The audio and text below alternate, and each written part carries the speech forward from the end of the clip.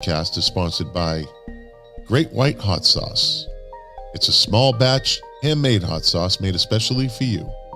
You can find it at www.trygreatwhite.com. It's also sponsored by South Florida Allied Health, located in Boca Raton, Florida, specializing in men's health, women's health, medical weight loss, IV therapy infusion, testosterone therapy, and hormone replacement therapy. Florida residents only.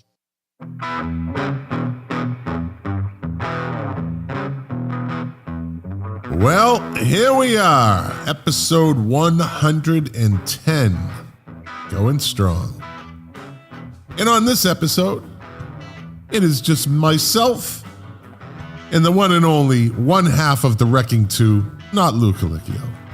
It's Mark Smith's turn this week. Yeah. So it's me and Mark, and we're going to talk about something that Lou and I were supposed to talk about last week, and that is bands that took a left turn. And then we're going to talk about the year in music for 1987. So that ought to be interesting. I kind of like that little that format. It's fun, light, informative, flashbacks. So sit back, relax, and enjoy the podcast.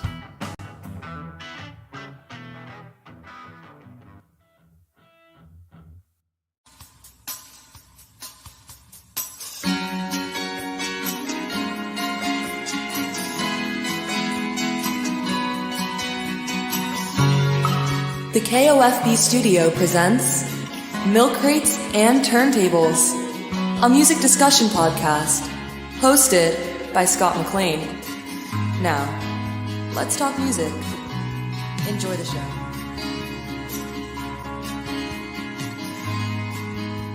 Thank you, Amanda, for that wonderful introduction as usual.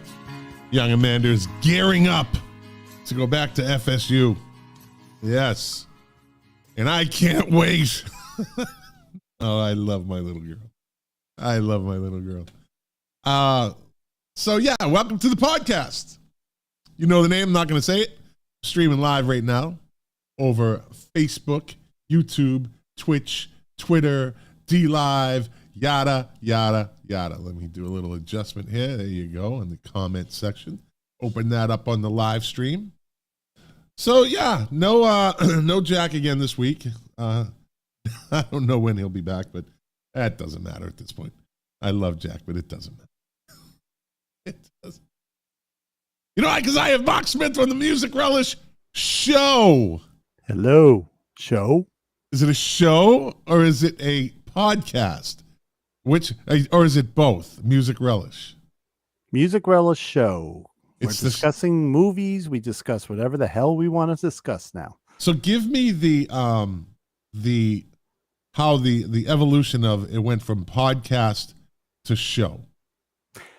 We were doing just music, and Perry expressed an interest in maybe talking about film because me, Perry, and Lou discuss film, books. We discuss everything. So he said, let's try it. And we did a radio show too, where we played their original music. Yep. So last week we did a show on mob movies, and that's just basically at that point, Perry said, hey, it's a show. I agree. I call it a shoe, but Does it go out as a podcast? Yeah. It's still a podcast. All right. That was the board of directors of the Music Relish Show that made that decision. I had no say in it. They've been doing it for 50 years. I'm the new guy. So I just go along with whatever they want to do. Yeah. See, the board of directors for the Milk Crates and Turntables podcast is me.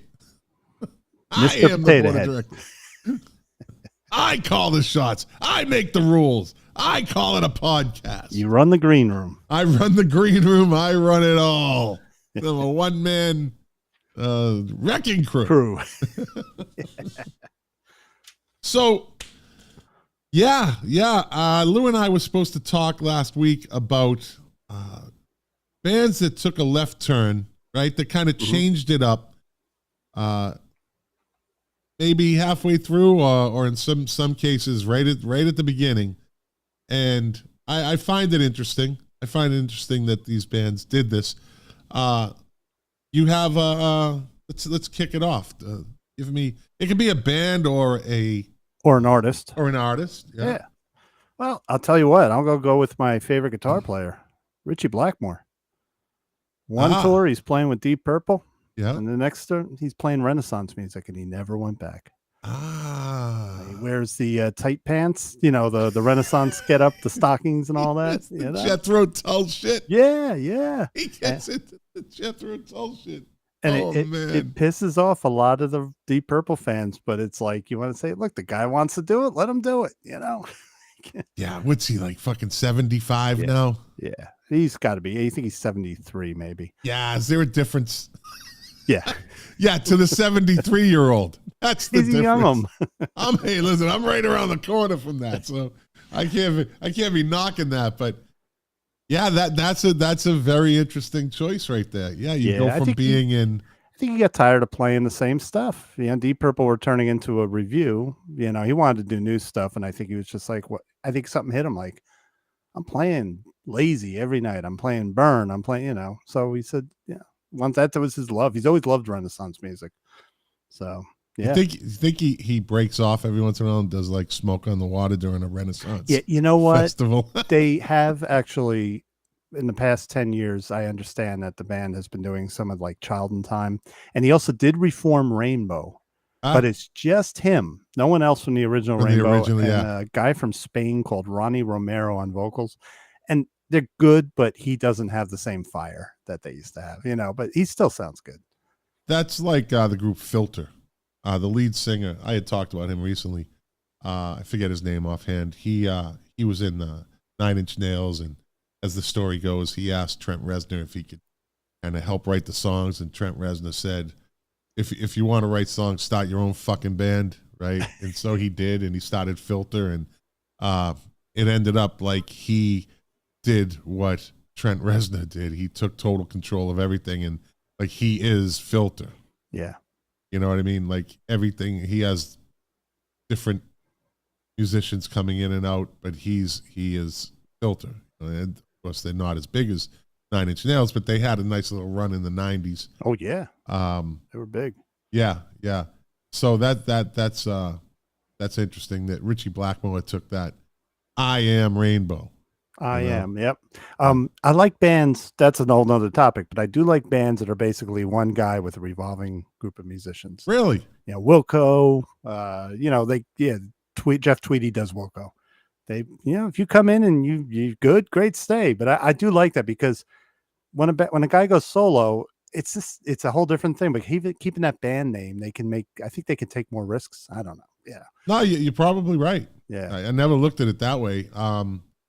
They have, there's more options when you're in a band, right? It seems like more options, or people say, okay, so I'll say maybe one of the exceptions to that rule is Robert Plant. Like, he could go solo. Yeah. He went solo. Talk about somebody who took a left turn. Absolutely. So I get that off my list. But Robert Plant is Robert Plant. So he's like a legend. So he could go on his own and still be Robert Plant. When you're the voice of a group, I think you have that control to do that. Yeah. Sting did it. Like, I really don't need these guys. As great of musicians as they are, and we talked about that, I think, last week, Lou and I, but those people that kind of just branch off and they try to make that. So with Ritchie Blackmore, did he ever go? He's solo now, right? Well, it's as the Renaissance guy. It's called Blackmore's Night. So it's kind of him. It's him and his wife, Candace. Oh, her name is Candace Knight. Blackmore's Night.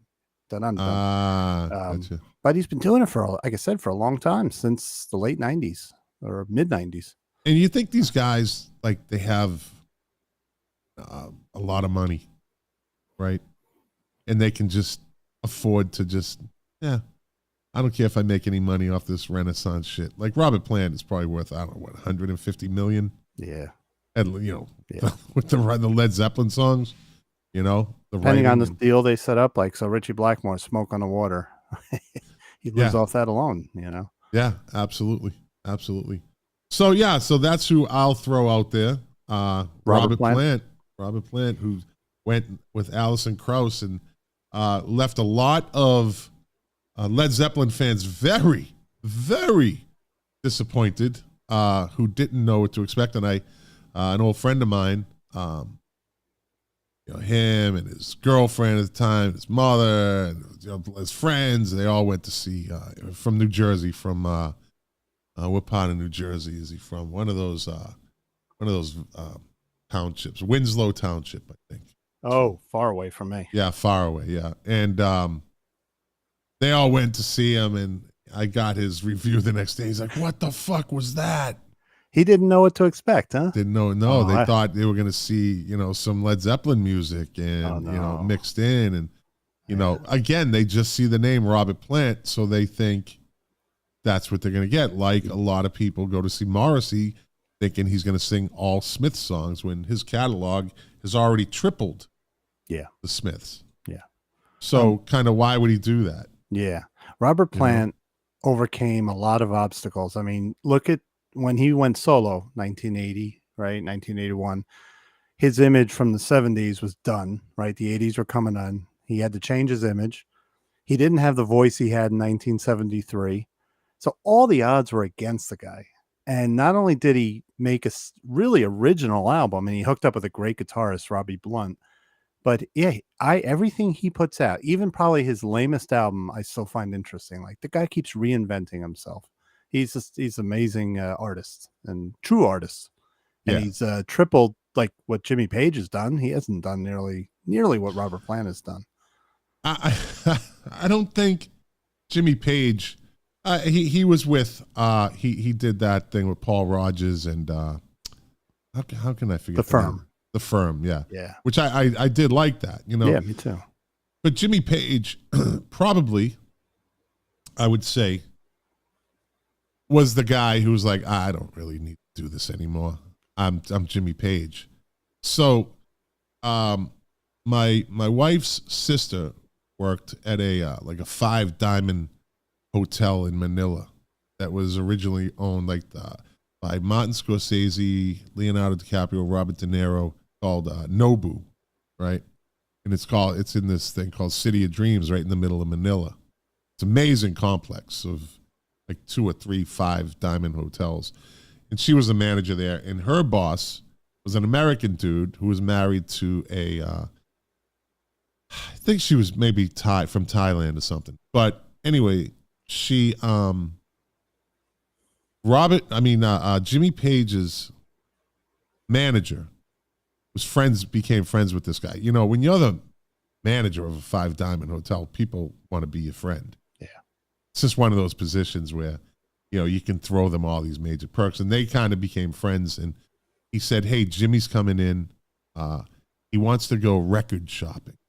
I had dinner with this guy. He was telling me this story. Nice, very nice guy, very laid back dude. And he said, yeah, he wants to go record shopping in the Philippines, right? And so his wife went with Jimmy Page and the manager, and she took him to all these record stores because he's an insane record collector. Like insane. I just saw something the other day on one of those Facebook reels, and it was Jimmy. They were talking about the making of that documentary, Play It Loud. It's going to get loud. It's going to get loud. Yeah. And how they went to Jimmy Page's apartment or his house or his condo, wherever he was at the time. I think it was his house. And they thought, they were just going to hang out for a minute, and Jimmy Page brought them in, and he went right to his record collection. And he said, and the guy kind of videotaped him. And the first record he puts on is Ray Link's Rumble. Yep. Link Ray's Rumble. I love his air guitar in the movie. The way right? he's doing the air guitar. And you just, and the guy is, I don't know if he did it on his cell phone or what he did, but you see, he gets this huge smile on his face, and he starts air guitaring to Link Ray. You know what I mean?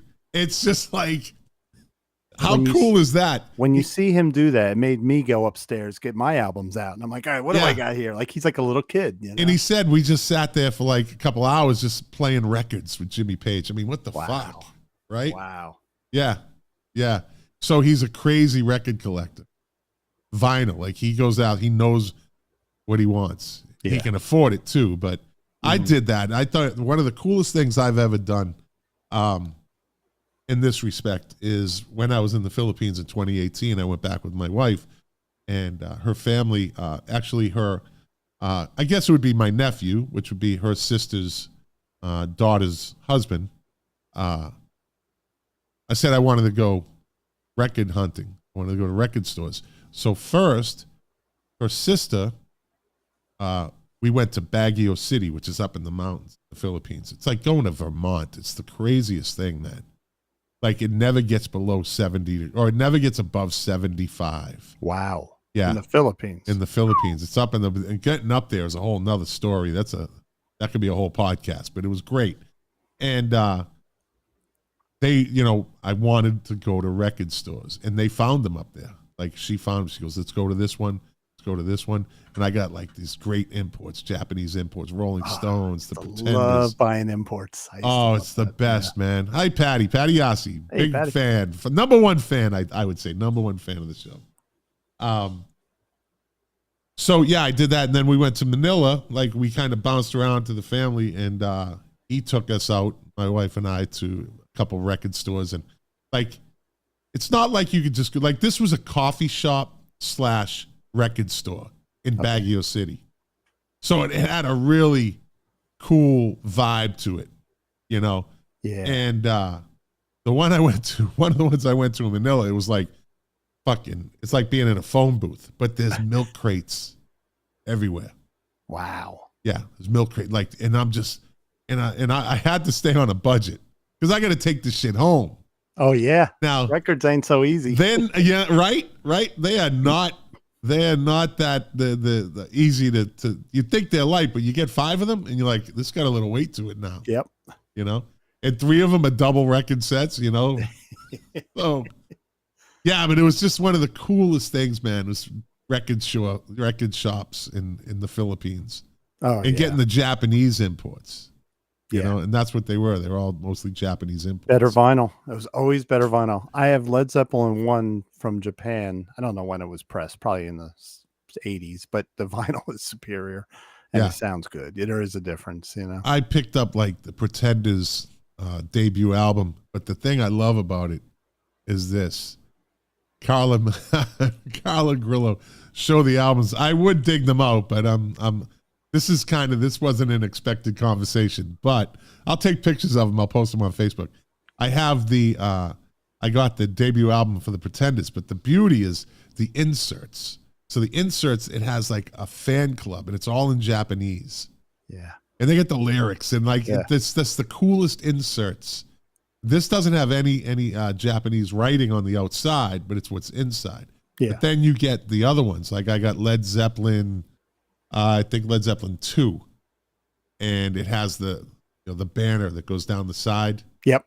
With the colored banner, it could be yellow and orange with yellow lettering. It's all Japanese, and isn't that the coolest? Oh, it just really is. And I was like, my wife, God bless her, she loves seeing me happy, and she was just, she's not like, all right, are you gonna get some? Like they were just laughing, watching me like a little kid bouncing from crate to crate. You know what I mean? Oh, that's me. Scanning, I know. Scanning and scanning. Yeah. And it was just a great experience. And Jack has done that. Jack used to travel.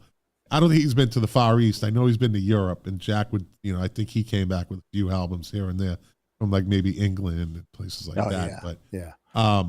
But it's just fun. I haven't done it in a while. There's a record store up in St. Augustine, and I went by it a couple times. The first time I went by it, it wasn't open yet, but I didn't have time to wait like 15 minutes for it to open. I always run in. I'm like, Smiths, Smiths, any of this, that, and the other thing, Depeche Mode, any of that, like it's actually hard stuff to find. Yeah.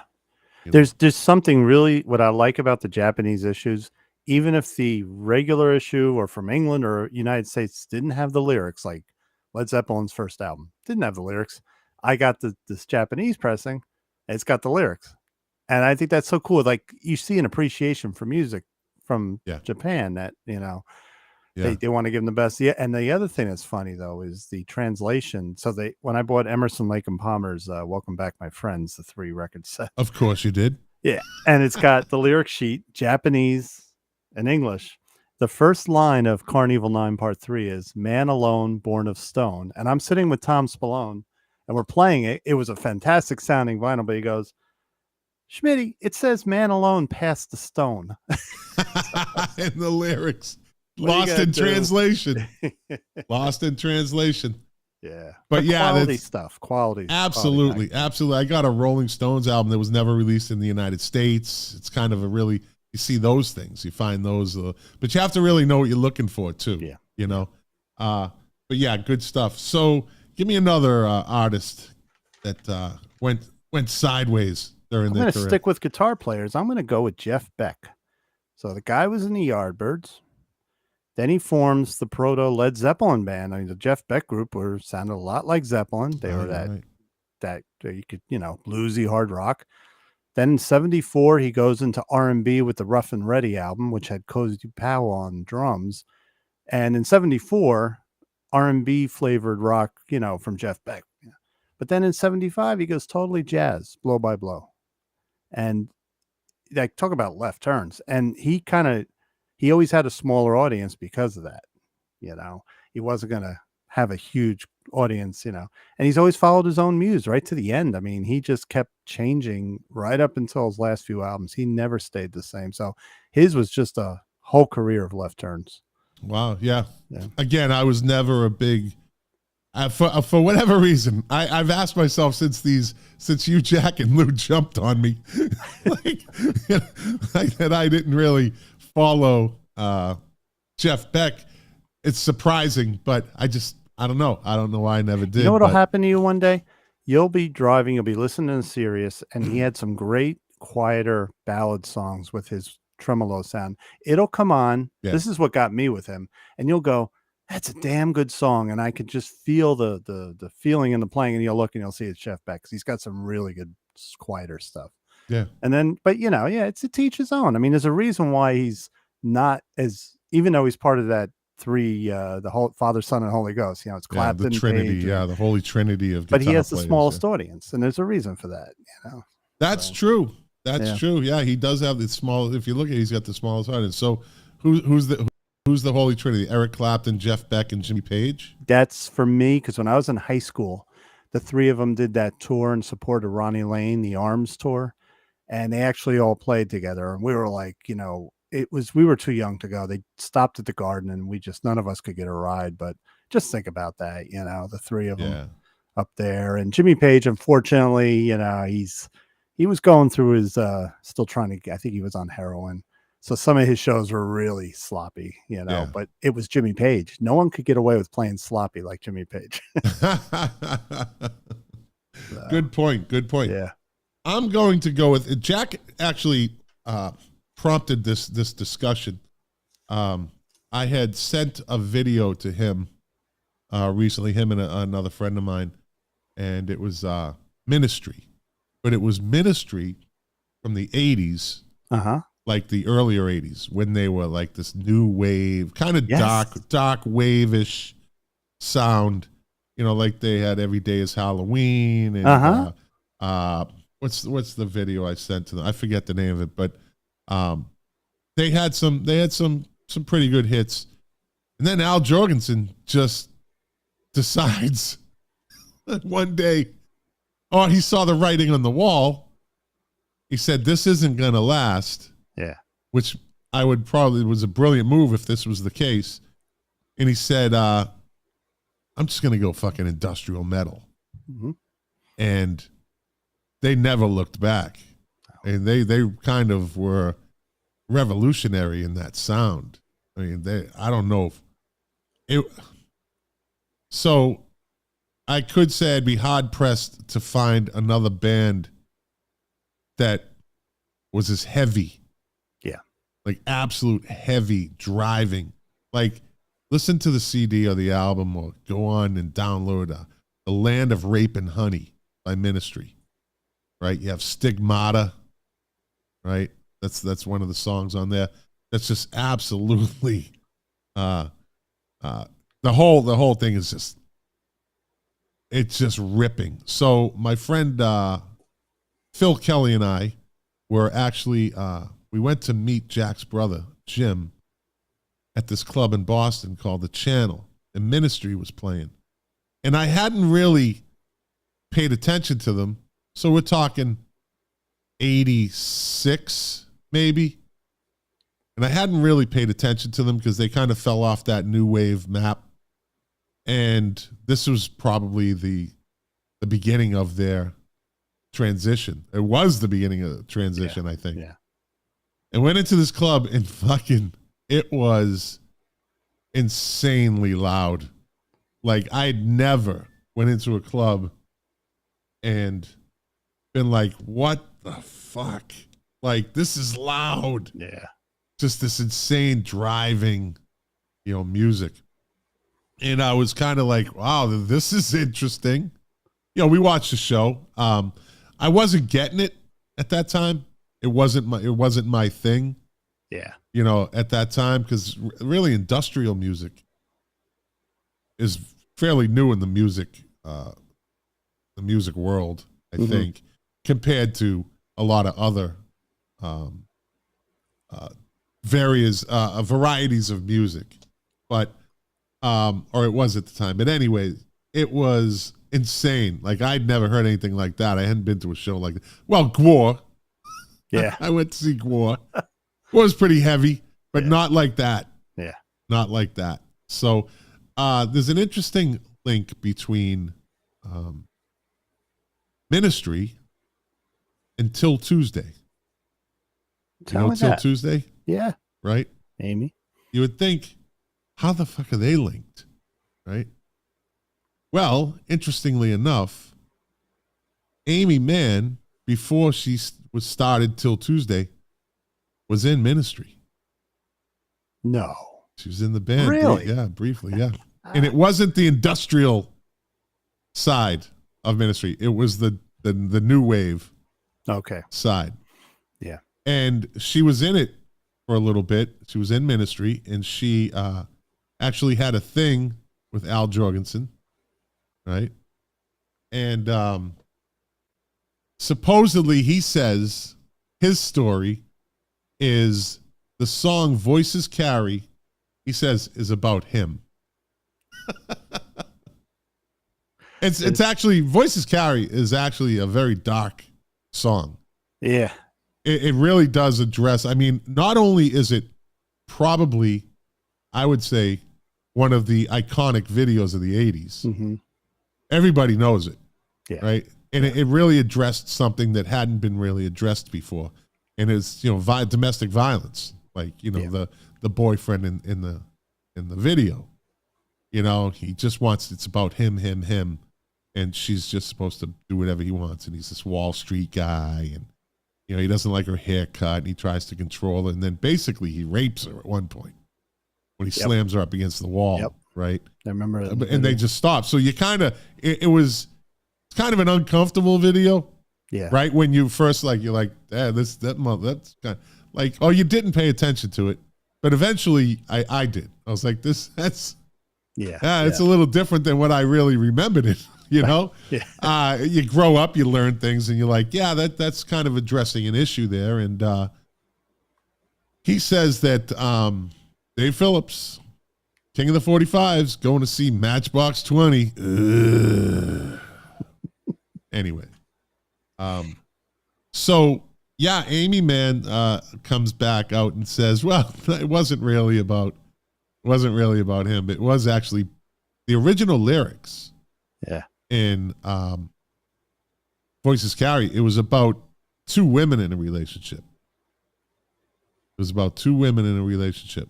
And they had to change the wording because the record company's like, well, and she had got that from a friend of hers, like this story of how this guy did this. She was actually kidnapped, by the way, when she was a kid. No, really? Fucking yeah.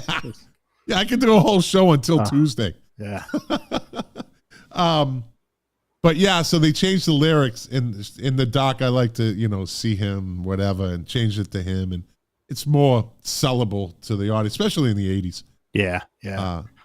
But yeah, so she came out and said, no, it's not really about Al, but And why is Al saying that's about him being one of the lyrics? Right? So she said it to him at one point. He said that she told him that it's about him. So maybe she was messing with. It's the Carly Simon, "You're So Vain," right? Yeah. But she came out and said, "Well, this is really what the story is behind that." Right. You know. So Amy Mann did a great song, "Mr. Harris." Yeah. Well, Amy Mann, very under the radar. She tried to go solo. It didn't really work at first. You know, till Tuesday, they had some. They had a good little run, but they just didn't get the push from the record company that they really should have got. Their albums were good. They were solid albums. But you know, the record industry, as you know, is fickle. It changes. Not only that, when you get signed, you may be a great band with great albums, but if you're not friends with the right person in the record company, you get forgotten. Yeah. Or someone new comes in, you know, you get how many artists lost all their promotion because their friend that headed the label left, you know? Yeah. Yeah. So, and so interesting though. You mentioned talking about Nine Inch Nails and Ministry. They were on Wax Trax. You remember Wax Trax, right? Yeah. All right. So when I worked at CPI in Hillsdale, New Jersey with Tom, we did all their cassettes. So the Ministry 12-inch singles album, and it has Every Day is Halloween. Yeah. I mean, I just know that stuff because when you're doing production, every time the duplication master breaks, the guy in the mastering studio has to make a new production master. So I must have heard the 12-inch singles album 500 times. But yeah, the big difference between the Wax Trax stuff and later on, Nine Inch Nails as well. They were a little different when they were on Wax Trax. They were a little more beat oriented, I could say, and then lighter. Storm the Studio was something they did. So yeah. Hold on, I just got a text from my daughter wanting to know if they could have my granddaughter can have a party at my house. There you go. You better sure. Say yes. Yeah, it's August 16th. It's a Wednesday. I guess kids in the summertime. Yeah. Hold on, I have to answer this. Wednesday? Sure. Easier to get the food. Restaurants aren't as crowded, you know? Yeah. They evolved. They definitely, Nine Inch Nails definitely evolved. Yeah. But they stayed true to their sound. They just matured. I would think. And I love the interview with Trent Reznor when he was a younger Trent Reznor. I don't like the older Trent Reznor too much, but they asked him why he destroys, just total stage chaos, right? Mm-hmm. And they said, you smash these synthesizers worth thousands of dollars. And he looked at the interview and he says, if the machine doesn't work, the machine must pay. I thought that was good. I never forgot that. Like, it's just, and because you see it in that bow down, bow down before the one you heard. Yeah. They just absolutely destroy, head like a hole. They just fucking trash the whole the stage, the whole studio. Is that song on Downward Spiral? Downward Spiral, no. That song, I don't think that's on Downward Spiral. No, Downward Spiral has I Want to Bang You Like an Animal. Yeah, that's it. Yeah. That I album, love that song. That's when that came out, that's one of the few albums that I put it in my car and I played it really loud and I almost couldn't take it. It was a whole nother world to me. Like when I heard it, I was like, I got to turn it off for a second. But it led me into a whole new world of a different kind of dark music. Yeah. That was that was probably their peak. Downward Spiral was probably, so I think that was 94? Something like that. About 94, I think that came out. Not 1987, that's for sure. No. We'll get into 87. I see a vision. I see a 2-hour podcast floating around. You sound like that guy in Pulp Fiction. I see you guys getting a taxi. Yeah, Winston Wolfe. The Wolf. All right, what do you got? Give me another band. 94 for Downward Spiral. 1994, yeah. Yeah, so I was right, yeah? Yeah. I'm going to go with Scorpions. Scorpions. Scorpions. So I don't know if you ever heard their first album, Lonesome Crow. It's like jazzy. The guy's playing, I wish Lou were here. He's playing like very laid back drums. It's like kind of that stoner rock. It's hard to describe. They had Michael Schenker playing guitar on it. And Klaus Meine sound, he has a very low baritone voice. And, I saw them. I hate to interrupt you, but I yeah. saw him, and I don't know if it was the rest of the Scorpions, but might have been one of those like super groups. Recently, a video of them singing "Dust in the Wind." Oh no, that dude! No, listen, was it good? It was fucking good. Oh, okay. Yeah, I'll try to find it and send it to you. That Okay, dude's yeah. voice. Talk about an underrated voice. Yeah, that dude's voice is and this is like a new like today type, not he's back no in the spring day. chicken either. He's in his 70s. Voice is fucking pure still. Yeah. Yeah, go on. I'm sorry. Yeah. No, but then after that album, they did, they went into that 70s hard rock sound, which was fun. And then they just like nothing like the 80s Scorpions, which was hair metal. It's funny, a lot of bands from the 70s latched onto the hair metal thing, Whitesnake and all that. But to hear that first album, you wouldn't know it was them. I just got a text that says, I would say good point. Robbie Blunt, left-handed guitarist by Mark. Did you mention Robbie Blunt earlier? Yeah, for Robert Plant.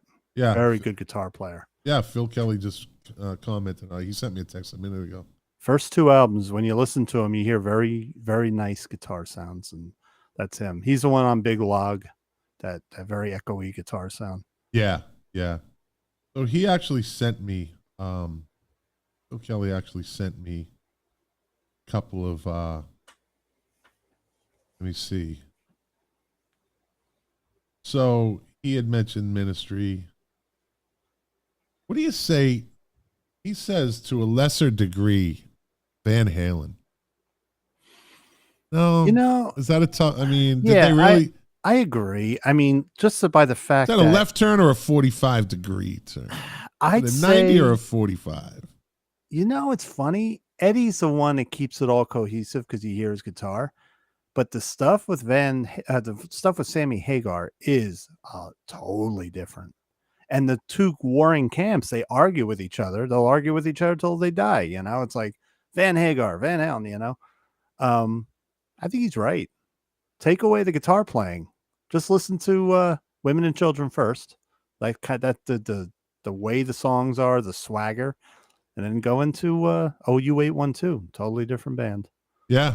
Never even thought of that. Yeah. I thought that was I was tossing that one around. And I'm thinking, yeah, it's definitely not Van Halen 1, Van Halen 2, Diver Down. It's definitely not that sound anymore. Yeah.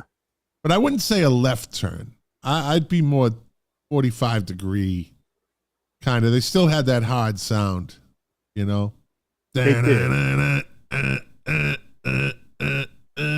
And the heavy drumming and, But again, but it's a different sound. It's different. Yeah. And Eddie's guitar Eddie's guitar sounded different with Sammy Hagar, but that's what, because then you hear his guitar on anything, that's Van Halen. Yeah. But I think just attitude wise, lyric wise, they were two totally different bands. Yeah. Let me see. I had some down from last week that I didn't use as I scroll through this week's lineup. So an artist who really took a left turn,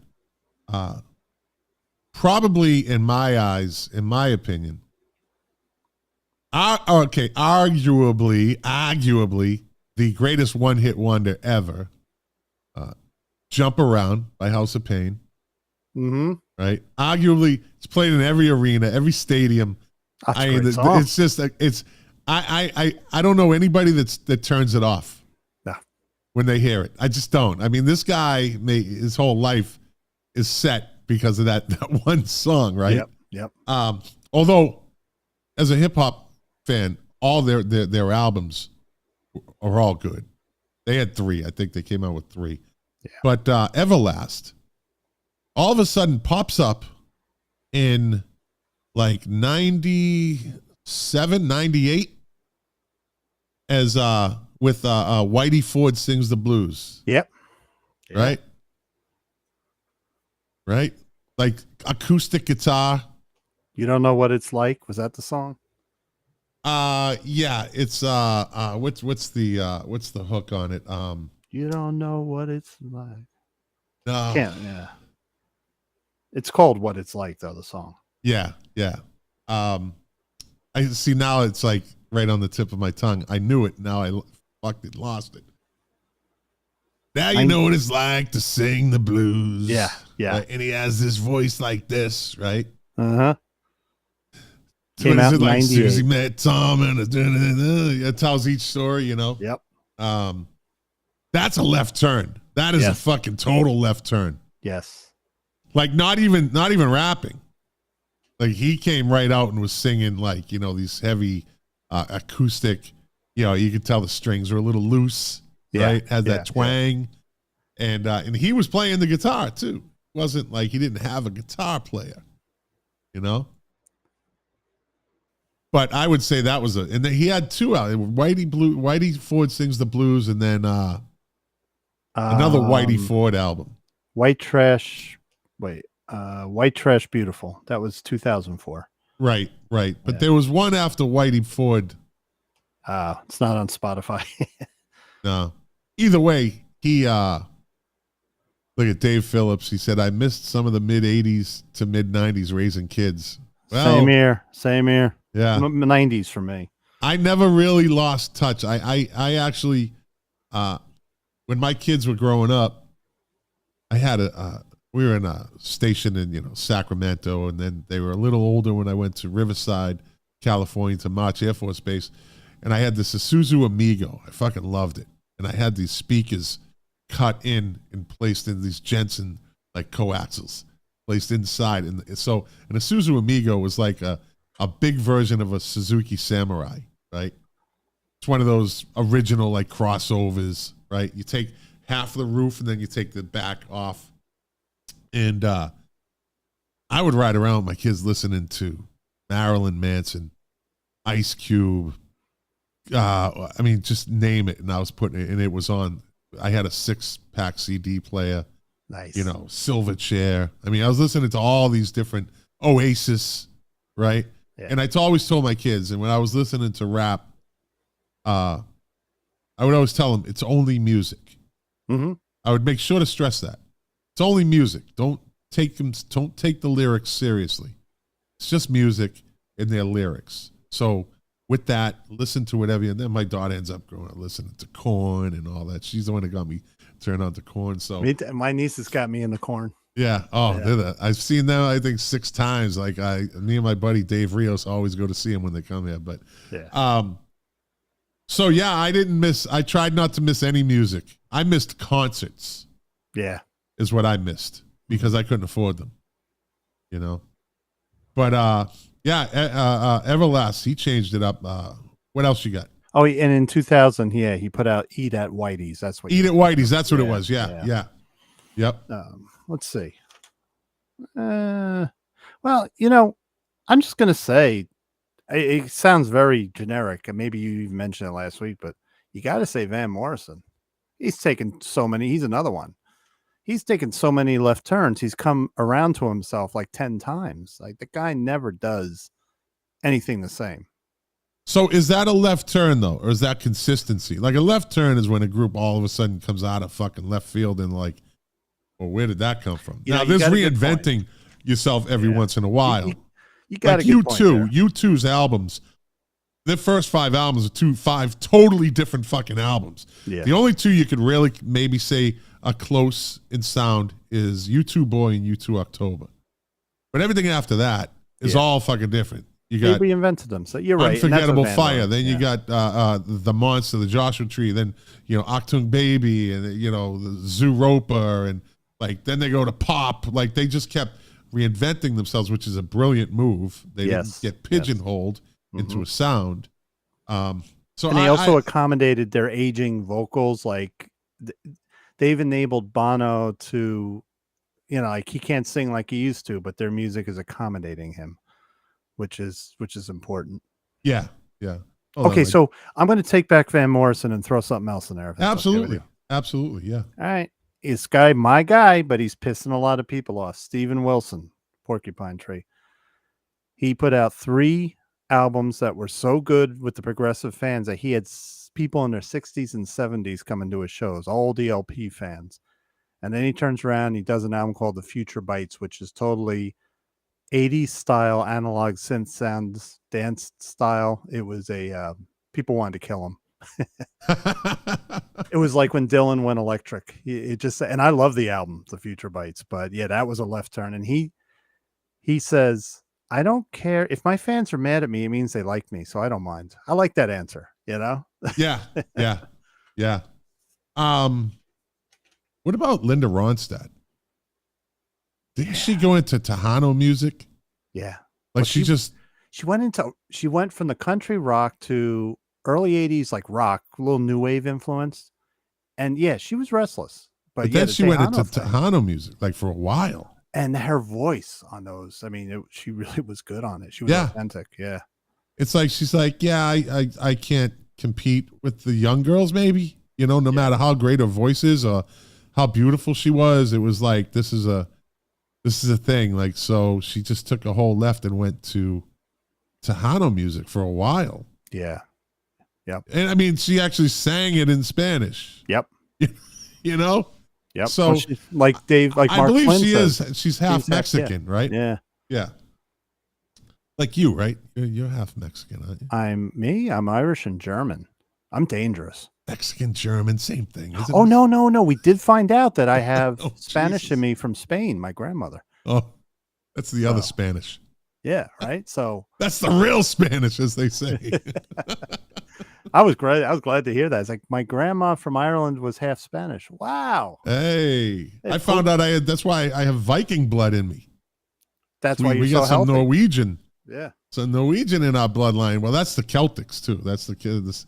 I get that Celtic, and I have some of that Scottish warrior shit in me. So, why? That's why I'm an alpha male. Get a kilt. I can't. I do. I have one. I have one. Yeah. Yeah. You got bagpipes? No, you know what? That was one of my things that I said when I retired, I wanted to learn the bagpipes, but it's never too late. No, you just don't do it outside. Your neighbors may shoot you. Well, see, that's the beauty of Boca. They have these big green spaces, as you people like to call it, green space. Say it. Here we go again. Here we go again.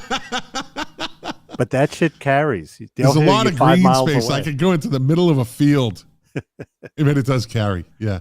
You might make a crocodile horny. Watch it. Or alligators. Alligators. Yeah. Thank you. I don't live in Africa. Thank you. Thank you.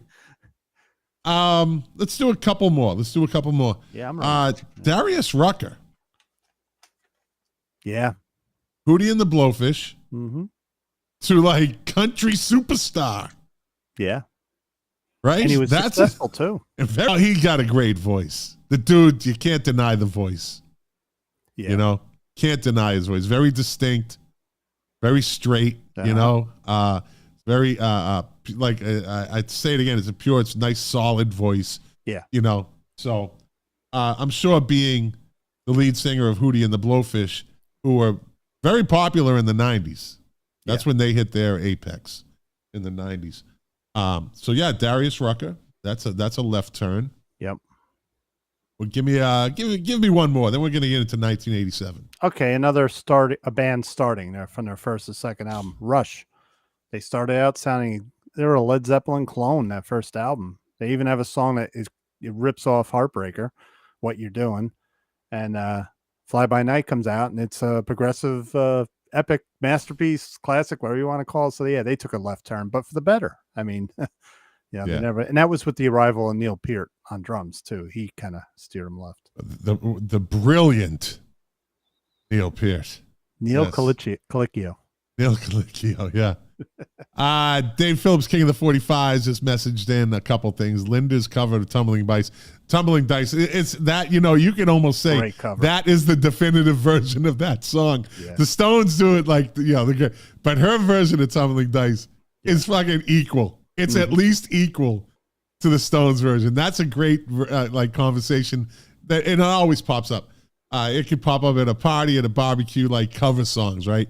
What's a better version? And the definitive, to use the word again, answer to that is Jimi Hendrix All Along the Watchtower and Bob Dylan's All Along the Watchtower, right? Hendrix just took it from him and said, I own this now, you know?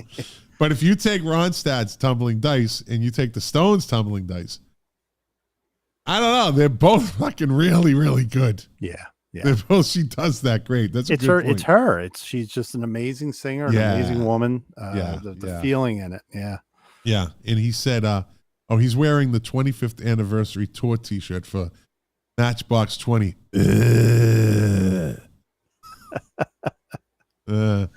There's worse than Matchbox 20. Come on. There's a lot overrated. I'd rather listen to Blink 182. Well, you see, I used to say that about Hootie and the Blowfish. I used to rail against them. I only want to be with you. But then I was like, I heard that when you hear someone is a genuinely nice guy, like Darius is not full of himself. And I said, all right, you know. Yeah, he's definitely a humble dude. Yeah. He says, Dave Phillips says Darius took care of his Hootie brothers on that tour, on the Hootie tour. Yeah. All right. Yeah, good for him. Couple that I'm going to throw out there that in the same. Uh-oh. You disappeared for a second. How did Scared the crap out of me. I'm like, what am I going to talk about? You got a thunderstorm going on down there? Good. Here we go. But I'm on, you know what? I don't want to switch over to I have what is it? Starlink, Elon Musk's internet. I could go to that, but I'm on fiber optic right now. It's supposed to. Are you frozen? No, I'm fine. I'm listening to you. Oh, am I moving? Still, I'm like, oh shit. Yeah, there you go. Like just Lou, keep right? moving. Lou? The whole show, just keep moving. Stay moving. Like Lou. This is not my beautiful wife. This is not my beautiful car. You got to do this. You got to chop the arm. Chop the arm. Chop the arm. That's what I'll do. Because if Lou is watching, he can't twirl drumsticks. So I would just twirl my drumsticks. I'm a guitar player that there you go. Twirl my drumsticks. So these two bands both started off as ska bands and realized pretty quickly that that wasn't really going to cut it in the United States. Todd Sockman, I'm here. Wait, what are we talking about? Entertain me. Yeah, I'll entertain you. Motherfucker. To entertain, like, okay, Captain, a Major, Chief, General Sockman. Wish I knew the was lyrics to Let Me Entertain You from Queen. I just would sing it right now. Yeah. Entertain me. But he's been listening from the beginning also.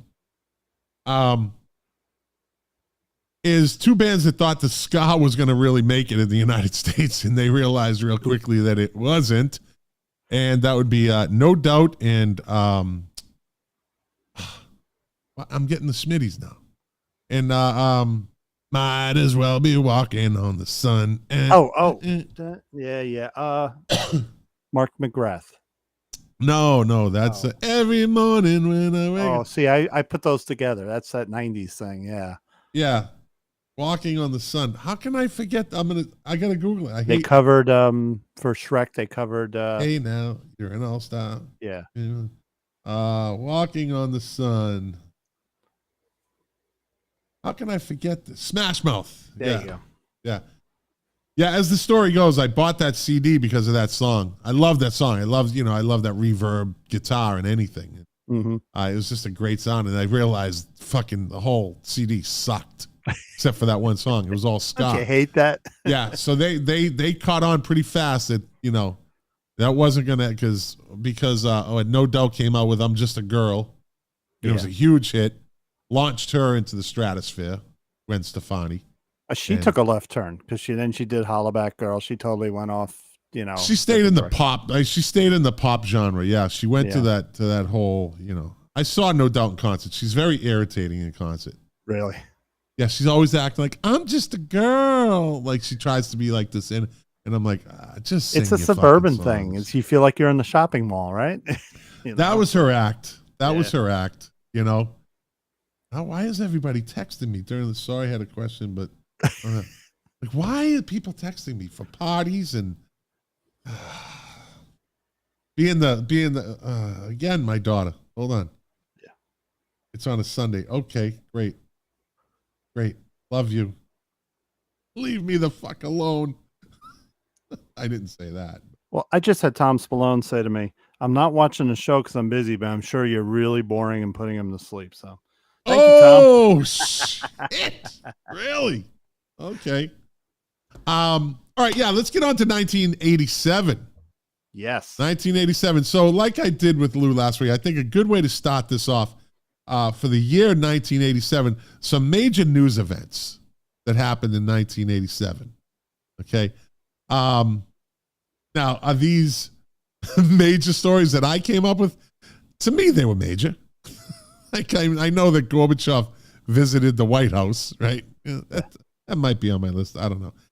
The first The Simpsons cartoon short is shown on the Tracy Ullman show during April, and I remember seeing that. Talk about taking a left turn. Yeah. If you watch the original short on the Tracy Ullman show, which she was brilliant. Tracy Ullman was a brilliant performer. It's a whole different vibe to it. It's slower. It's dumber, you know.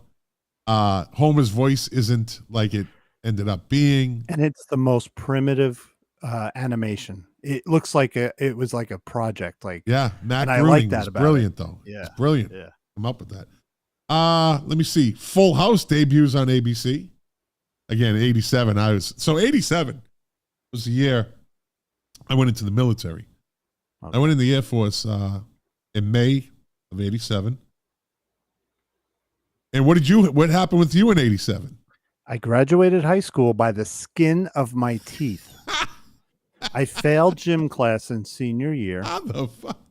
Because I wanted to play hockey and all they wanted us to do was play baseball, so I didn't change. And my history teacher said I showed a great aptitude for history. I love history, so I passed. So, hey, better I passed because of history than gym, right? I guess so. But that was a really interesting year for me because I bought the family car for my father. Best thing he did was he never gave me a car. I always had to buy my cars from him. And I got the 1979 Buick Skylark, yellow. And even though CDs were out and I was starting to buy them, I still bought cassettes because of the cassette player in the car. So a lot of my favorite albums remind me of I'm going to graduate high school. I'm driving, getting lost, just aimlessly driving everywhere, playing these cassettes. So big year for me. There you go. Yeah, big year for me. I did a lot in 87. You had a bigger year than me, yeah. Yeah, in the 80s, I graduated high school. I had a great job as a printer. I went to college. I graduated. I went in the military. I went to the Philippines. And I ended the decade leaving the Philippines and heading back to the States. That was a pretty fucking crazy. The 80s were great for me. I did a lot in the 80s. I did a lifetime of shit in the 80s. Yeah, I look back. I was very blessed to have all these things happen to me in that one decade. And the music. I love the music is just. Oh, yeah. That's our music, right? Yeah. Well, it's my music. You came a little later. No, you graduated. So you were around. I'm really weird. 18, right? You were 18 in 87, right? I'm weird because I'm like you. We both bought rock albums way too young, right? So I had a lot of 70s music playing in the 80s. So I should be a total 80s kid. I should be a John Hughes guy, but my sisters kept me grounded in the 70s, you know? Yeah. So. Yeah. So, and that was my probably advantage is growing up in the 70s, finishing off the 60s, growing up in the 70s with all the music that happened there and all the changes, and then watching it change again into the 80s. I mean, kind of a blessed generation to see the change for music fans, to see the change. I mean, maybe next week we could just go through the list again of the changes from, let's just say 70 to 90. Yeah. Right? Absolutely. Maybe we'll do that next week. I think that's a good topic. Dave Phillips. What's that? No. The late 70s into the early 80s is really fascinating because you had the dinosaurs. Like you still had Led Zeppelin in 1979 playing, and you had the Pretenders playing. Yeah. So it was a credible crossover. Save it for next week, dude. Yeah. I know Jack and I have discussed it before, but I don't think I'd like to get you and Lou. Your take Sounds like on a it, song. too. You and Lou. You and Lou. Me and you and a dog named Lou. Woof woof. All right. Let me see. And that dog has fleas. Baby M case, the first case in America, court ruling on the validity of surrogacy. That happened, right?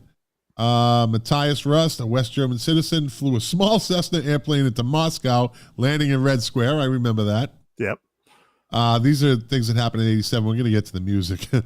A cross-channel ferry capsized outside the harbor off of Zeebrugge in Belgium, killing 193 passengers in the crew.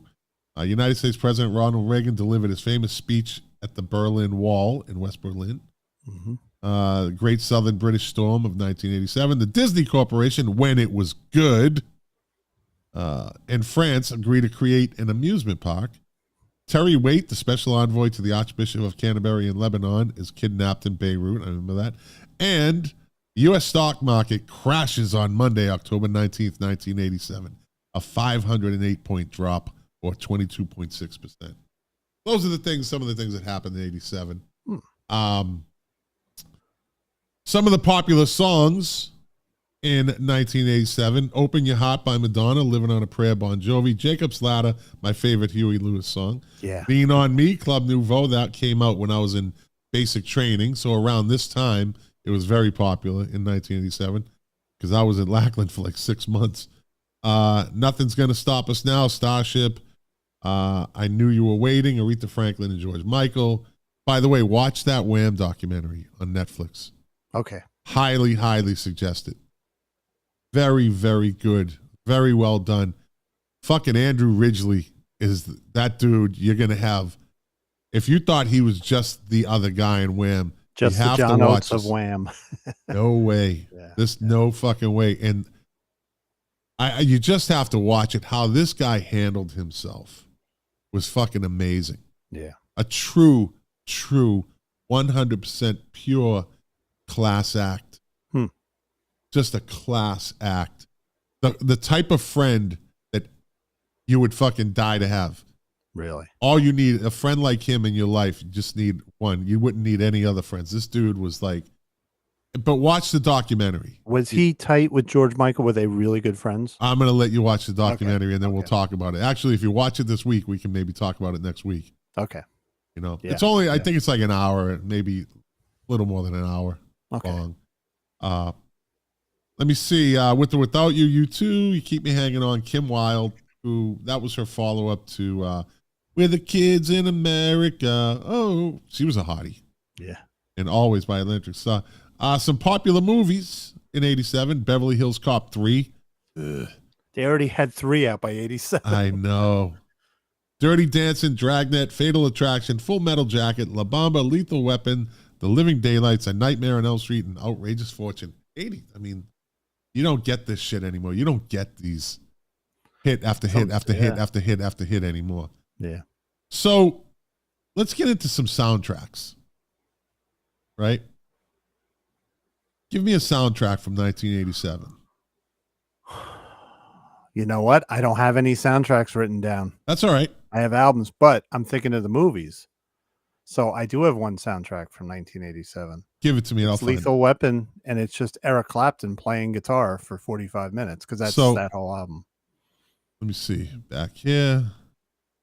Let's see what the track is. So Lethal Weapon actually has it's one of those soundtracks that has like Meet Martin Riggs, Amanda, Suicide Attempt, The Jumper. Yeah, no songs. It's just soundtrack music. Yeah, no songs, just soundtrack. It's him and David Sanborn on saxophone, and I was shocked that they got Clapton to do that. Yeah. And he did all the movies. He did all 4. Yeah, yeah. I thought Beverly Hills Cop 2 came out in 87, not 3. That must have been an error because I think it was 2 because they didn't have 3 in the 80s. Did they? Yeah, they might have. That's a big possibility. Because what I have here for Beverly 87, Hills Cop being around the 90s. I have Beverly Hills Cop 2, so that says 87. And that has, I talked about this last week, that fucking Bob Seger shakedown. That's what turned me off. Oh, yeah. I was done with him. In Deep by Charlie Sexton. Remember Charlie Sexton? I always thought he was. I always thought he was Matt Dillon. No, what's the kid's name? The actor. He was in Rumblefish. He was in. Was it Matt Dillon? Yeah. He always looked like Matt Dillon and Charlie Sexton. He was going to be like the next best thing. And then he just kind of came and went. Corey Hart, Hold On. The Jets, Cross My Broken Heart. Oh, the Jets. Yeah, the Jets, right? Pointer Sisters, Be There. Sue Ann, I Can't Stand It. Jermaine Jackson, All Revved Up. James Ingram, Better Way. George Michael, I Want Your Sex. Pebbles, Love and Hate. And Ready for the World, Lovers. That was the Beverly Hills. It was Beverly Hills Cop 2 came out in 87. Yes, 3 came out in 1994. I thought so, yeah.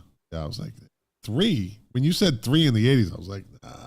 Now, I'm looking at the cast, when you Google something and you see the cast of Beverly Hills Cop 3. Among the cast members is George Lucas. He must just have a quick thing. And a guy named Joey Travolta. I wonder if there's any relation. Joey Travolta. American actor. Yep, John Travolta's brother. Huh. Yep. I'm looking at all these studly pictures. So he's right there with Frank Stallone, in other words. Let's see. Another one that came out in 87. I'm looking at Dirty Dancing came out in 87. Oh, huge. Big hit from that is Bill Medley, Jennifer Warner's The Time of My Life. Be My Baby by the Ronettes. Love that song. Love that. Boom. Yes. Boom, boom. Yes. Shh, boom. Boom, boom. Shh. Oh. I got a soundtrack that I did have and I love. The soundtrack to Less Than Zero. We'll get to it. Let's get through this. She's Like the Wind, Patrick Swayze. Hungry Eyes, Eric Carmen. Yep. Stay by Maurice Williams, The Zodiacs. Yes, Mary Clayton. You Don't Own Me by the Blow Monkeys. Hey Baby by Bruce Channel. Overload, Zappa Costa. Love is Strange, Mickey and Sylvia. Where Are You Tonight, Tom Johnson. And In the Still of the Night, The Five Satins. But The Time of My Life carried that whole fucking album. Yeah. No doubt. So Less Than Zero? Is that what you have? Yep. That's a good album. Rockin' Pneumonia, Boogie Woogie Flute. Going Back to Cali. By Aerosmith. Life. Yep. Going Back to Cali. That broke Cali. Him. That Going was the back album. to Cali.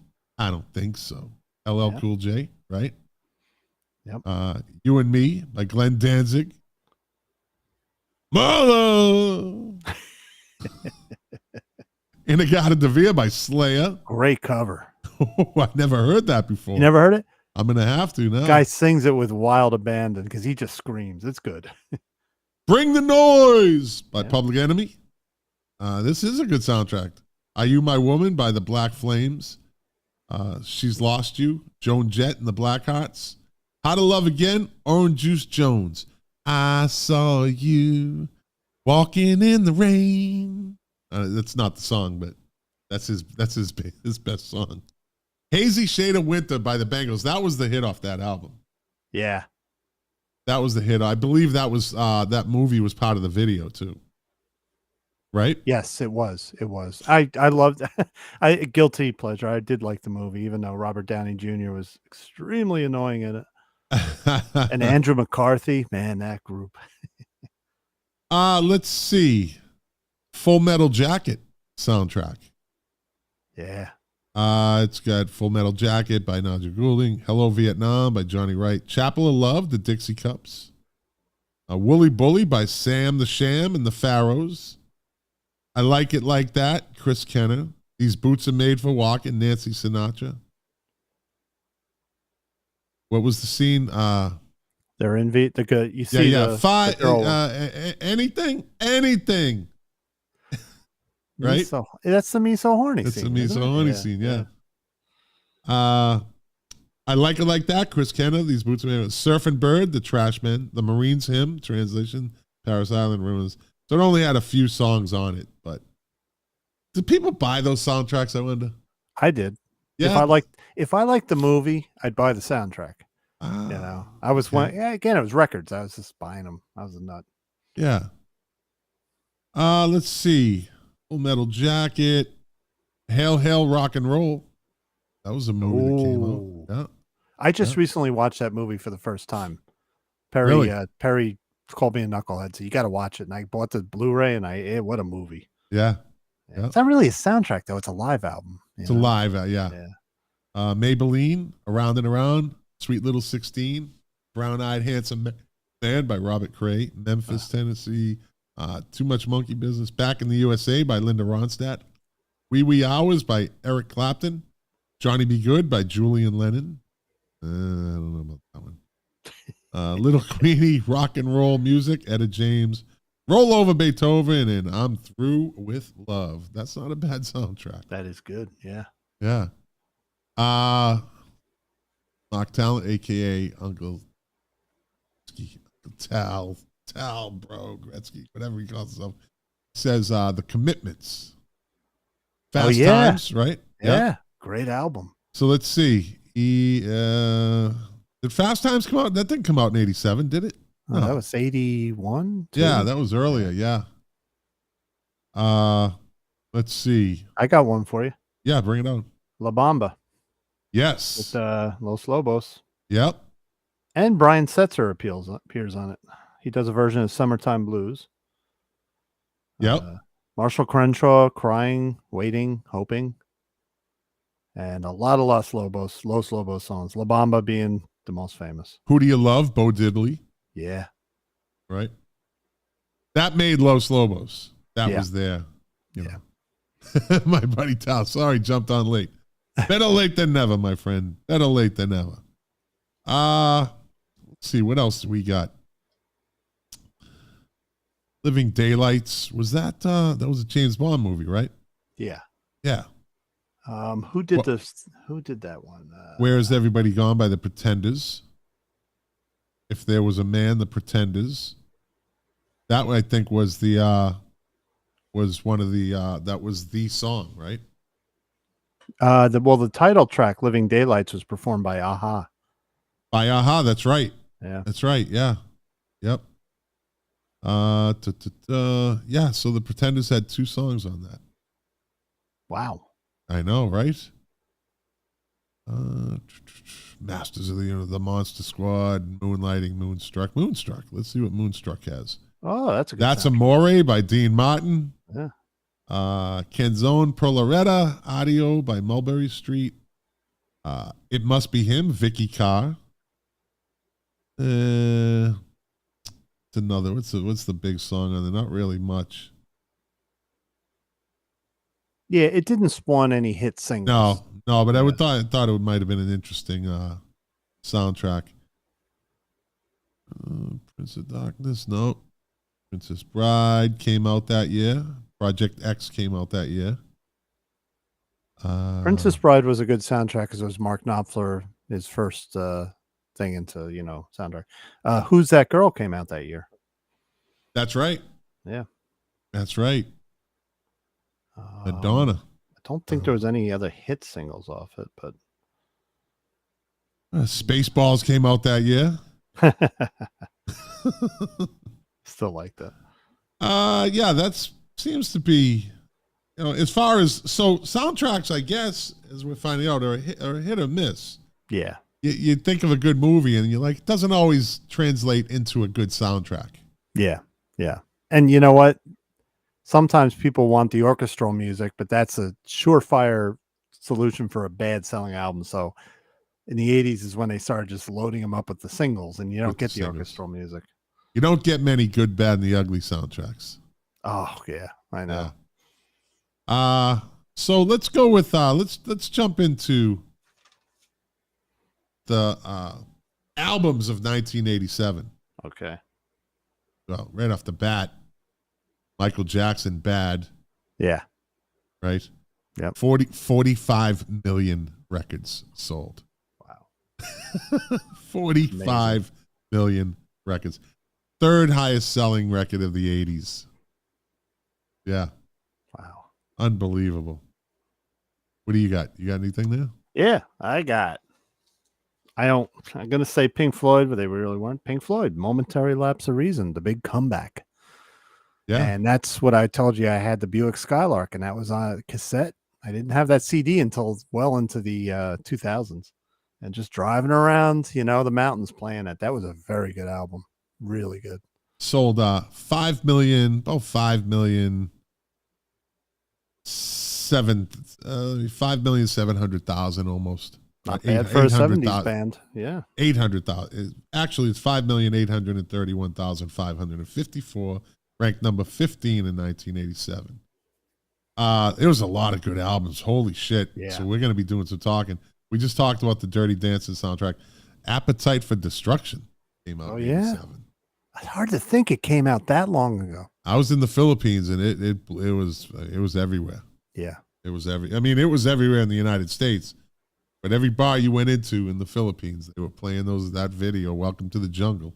That was the song. When I first heard that, I was like, holy shit. Well, there was nothing like it. Yeah. It was kind of like when Nirvana broke with Smells Like Teen Spirit. There was nothing like it.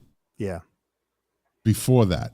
That was the thing with those two songs. Right? You'd never heard a song like that before. Right. Just that beginning riff. It was a shout in the hair metal, because hair metal was big, but nobody... They put them in the hair metal category. They never were. They reminded me more of an Aerosmith when they first came out. And I like that, like old Aerosmith, something about them. And aggressive. That's it. But a little punky. That's another cassette, man. You play that in your car. Oh, wow. Yeah. Oh, absolutely. Give me an album. Gonna go with Depeche Mode, Music for the Masses, one of the first CDs I bought. Yeah. And when I heard Never Let Me Down on my first good speakers, and that is such a good melody, and it's heavy in its own way. And that got me into Depeche Mode. My good friend Pete got me that album for my birthday. Yeah. I'm taking a ride with my best friend. Absolutely, dude. Absolutely. I hope he never lets me down again. Monster album in 1987. Like It or Not, people. George Michael, Faith. Yep. And I still love Limp Bizkit's version of that. Did you ever hear it? No, I never. Dude, you've never heard that? No. Oh, dude, it's fucking fantastic. Yeah, writing it down. Oh, dude. That is a fantastic version of Faith. Like it's talking about taking a left turn. Oh, and they were at their prime when Limp Bizkit did that. They were in their prime, so it was like that's what broke them. That song is what sent them into the stratosphere of the mid to late 90s. Right. But George Michael, Faith, a fucking monster album, sold 26 million albums. Yeah, ranked number 4 in 1987. One of those monumental MTV things too. Like he owned MTV for a while with that. That was monster. I mean, again, so watch the documentary. Watch the people are like, oh, Wham. Just you got to watch the documentary, and I think you might have a newfound respect for them. I think you really just how they did it and what they did, and it was really, I mean, it goes from cringe to it runs the gambit.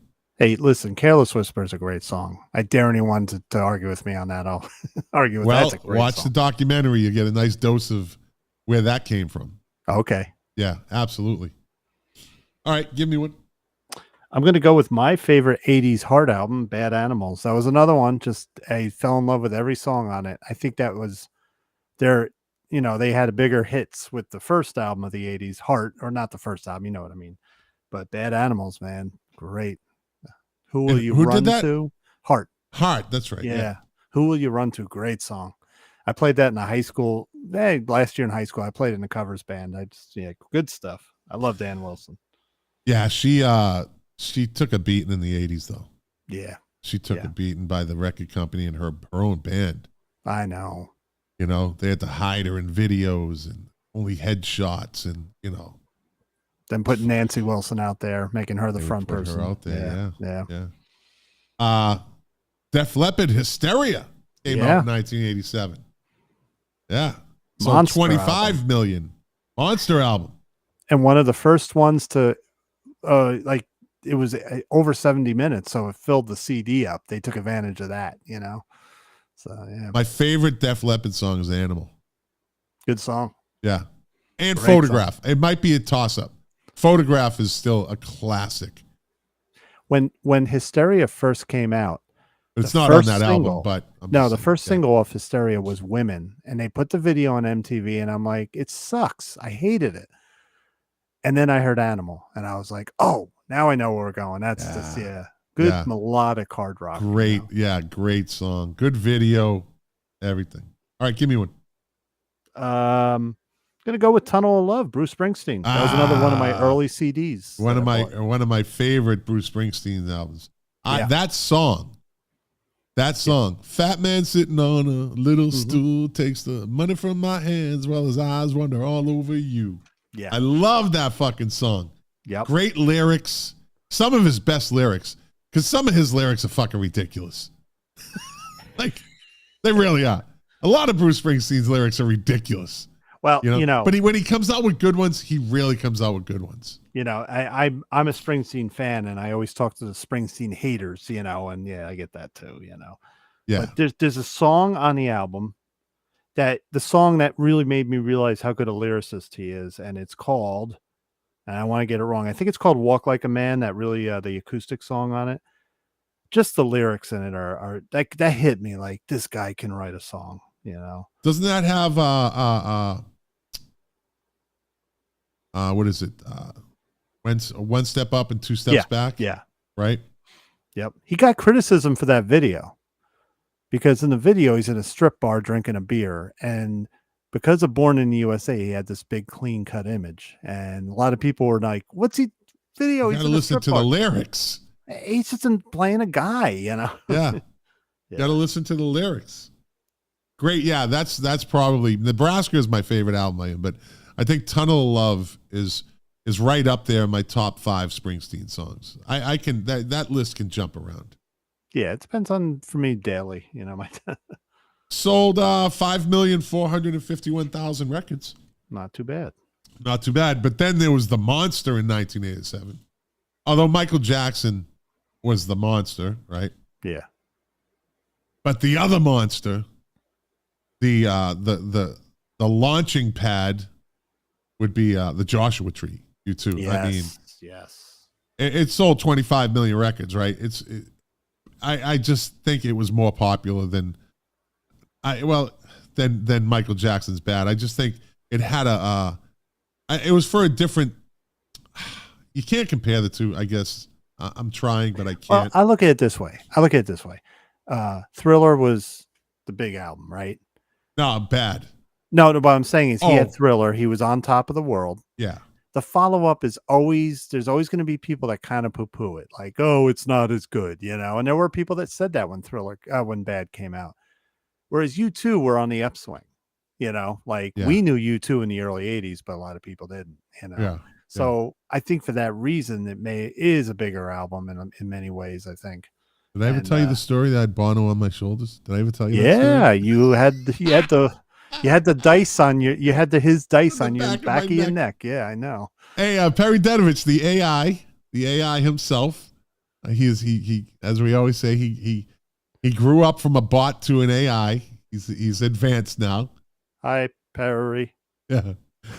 He says, were U2 in their anthematic phase in 87 with or without You Still Haven't Found? That Absolutely. Might have kind of staggered over from Unforgettable Fire. Maybe. I think some of that kind of staggered over into Joshua Tree. They were really into America, like in 87. Like that's when they really discovered. Yeah. Like they were really interested in, and that's why the documentary Rattle and Hum came out, right? Great movie. Yeah. Great movie. It was, they were, so I saw an interview with Bono one time, and he said he looks back at and this was 20 years ago, and he looked back at his performance at Red Rock, and he's like, oh Jesus, oh, like he's just like cringed, like, oh Jesus, like he says I can't really watch that, right? What was he, 20? Yeah. You know what I mean? Like he's 20. And I think this was part of their maturity. So Anthematic, I guess they were getting preachy. Preachy. But what we just said earlier, every album was different. You know though, I liked them because he was preachy, but up to that tour, he was still talking about like Ireland. So when he did Sunday Bloody Sunday, his little spiel in the middle was great. I hate that song. What was the what the first single off of Joshua Tree was, right? With or Without You. With or Without You, yeah. And I remember when it premiered on MTV. First of all, I wasn't crazy about that song when it first came out, but in the video, you see the camera come on him, and he's got the sleeveless shirt and the arm out. I said, he's copying Bruce Springsteen. It really pissed me off. Good observation. And I don't know if he was. I think what it was is that that was the look.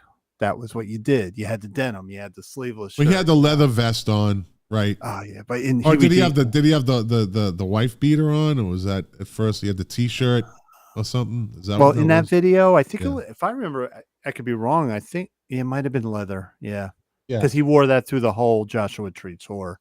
Yeah. He would do the whole show and it sweat all over it. Yeah, but that was the launching pad. That was a monster album. It was the number 6. Believe it or not, it was the number 6 selling album in the 80s, in 87. Wow. Yeah. Hysteria sold just as many. Right? And Faith sold $1 million more, 1 million units more. Boy, record companies were in good shape then. Yeah, U2 seem to be the kings of that time. They were everywhere. Yeah, they were everywhere. But they didn't cheat their fans. That's when I saw them the most, and they put on every show I saw. They just put on a great show. Yeah. I saw them before I went in the Air Force. I saw them at the Worcester Centrum, and then and before that, the concert I saw before that was Billy Idol with the Cult backed them up. Oh wow! It was like 2 weeks after. 2 weeks later, I saw U2. So there's a good couple shows to see before I went in the military. Yeah. Give me an album. Okay, I'm going to go with an album that's not a huge seller, but it was an important album. Robbie Robertson's debut solo album. It had Broken Arrow on it. Showdown at Big Sky. He was on MTV, believe it or not, with that album. He had the Bodines on one of his songs. And then Broken Arrow became a big hit for Rod Stewart years later. But I bought that, and I didn't know much about Robbie. I didn't know much about the band. I was a CD junkie. I was going and buying it. I bought it because they would say, it's Daniel Lanois who produced U2. So everything that Daniel Lanois did, I had to get. Yeah. And it made me a Robbie fan for life. Yeah. Kick INXS. Yes. Their monster album. And that was loaded. Yeah. That album was loaded. Devil Inside, Need You Tonight. Then they had their little anthematic song. I was standing. You were That's there. That's a good song. Oh, yeah. Yeah. And that album was just loaded. I was in the Philippines, and I would crank that album before, like the CD, before I went out, getting drunk in my dorm room. Yeah. All psyched up. Get downtown and get rowdy. Crazy. But yeah, that sold 14 million units. But wow. That was their definite launching pad. So give me an album. I'm going to give you an album that we actually produced at CPI when it was released by another label. Criminal Minded, You've Been Blinded. Boogie Down Productions. BDP. Yeah. There you go. And I remember hearing it when it came out. And that's like the beginnings of me liking hip hop, Yeah. Like, hey, this is pretty good, Yeah. Yeah. KRS-One's an interesting cat, man. He's an interesting cat. He's not everybody's cup of tea. He's very intellectual. He always kept it clean. Those guys back then, him and Chuck D and Rakim and LL, they kept it clean. They just knew how to do it right, Yeah. That's why they're the legends, you know. That's why they're the legends. But KRS-One, that's an acquired taste for people that like hip hop. I think. I thought sometimes he got a little too preachy, you know. But I liked him. He saw rap as poetry. So there's some rappers rapped for different reasons. He was poet. It was poet. Yeah. He was a message. He was a messenger type thing. Didn't Microphone Fiend come out in 87? Eric B. and Rakim? I'll tell you right now. I think that came out in 87. Eric B. and Rakim. Everyone used to say Rakim. I'd be, no, it's Rakim. Rakim. 1987.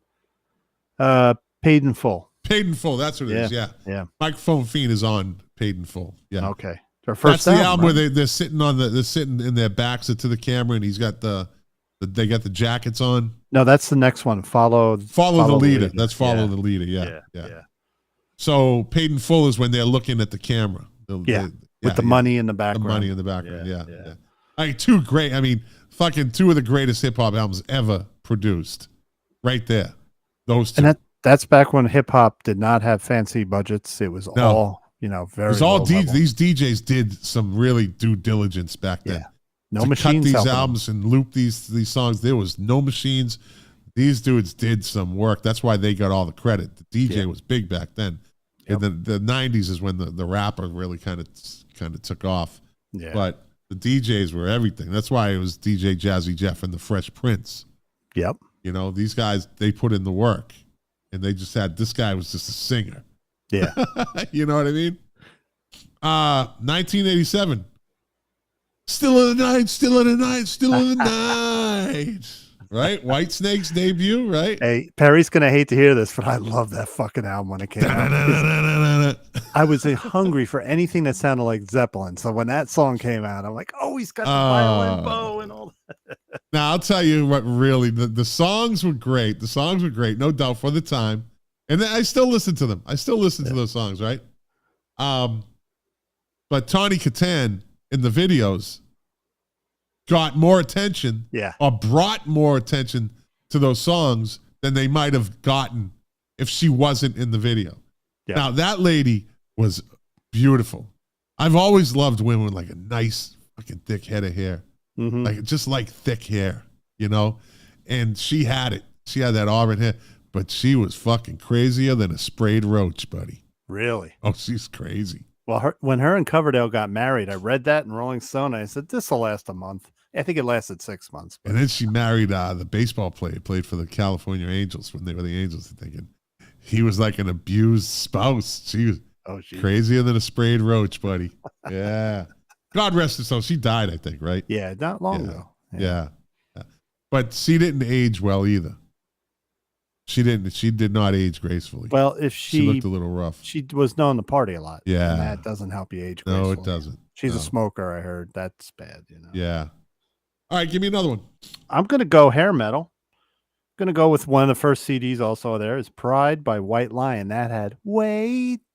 Wait. White Lion, yeah. And When the Children Cry. Yeah, I hated that. I did not. I was not a fan of White Lion. Well, I liked Vito Bratta. Great guitar player. He took Eddie Van Halen and he elevated it to another level, Yeah.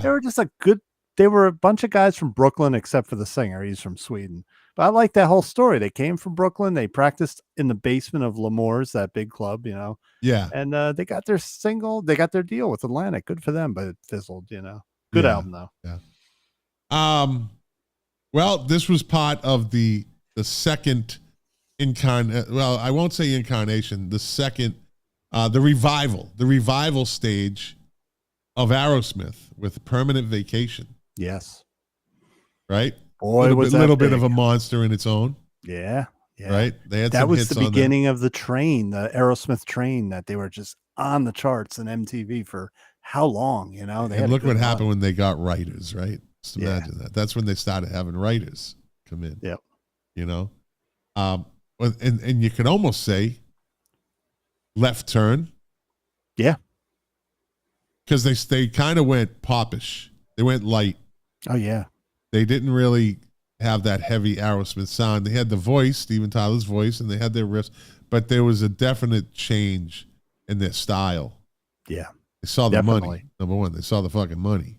And from the minute Permanent Vacation came out, I knew a ton of Aerosmith fans that just hated it. They were like, they sold out. And I'm like, I always said they wanted to keep their career going. Can you blame them?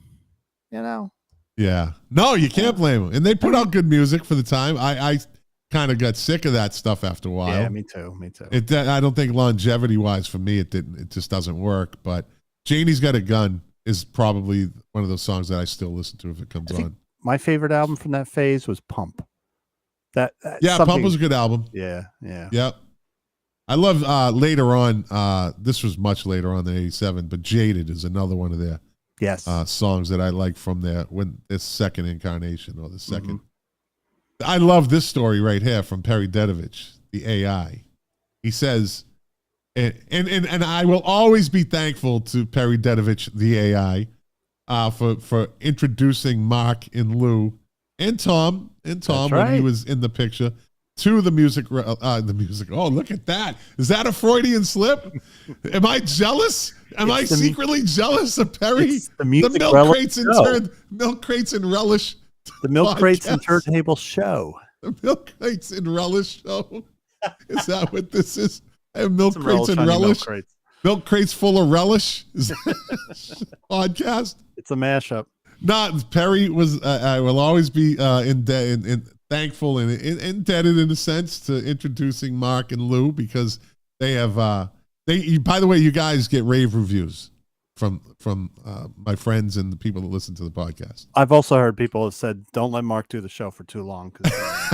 Well, my brother asked me tonight. He says before the show, he says, "Is Mark gonna stay sober?" I said, "Nope." I don't get drunk now. Come on. It's like going out and talking to somebody. There you go. Just chilling. Yeah. But he's I'm gonna do a Perry imitation. This is Sam. Perry calls me one night and he goes, we're talking about podcasts because he had started his already with Blue. You got to do his voice too. Yeah, man. How do I do? Yo, man. Do you ever hear the show Milk Crates and Turntables? And I'm like, is it a hip hop show? Because I hear turntables. Like, yeah. And he kind of did like you did to me. I was like, no, think about it. Milk Crates. You put albums in Milk Crates. I'm like, oh yeah, I'm not too swift, So he says, no, listen to it. They're like, they talk, and then the first show I listened to, I'm like, yeah, this is like when you're sitting with some guys and talking to your friends about music. That's what was great about it. But yeah, he was raving about you. Yeah, well, I love that. And he says, in 1987, Perry D is working in 4-color printing and says to coworker named Lou Colicchio, "Hey, do you play the drums? Because I play guitar. Want to jam?" I love that. Yeah. I love that. And the rest is history.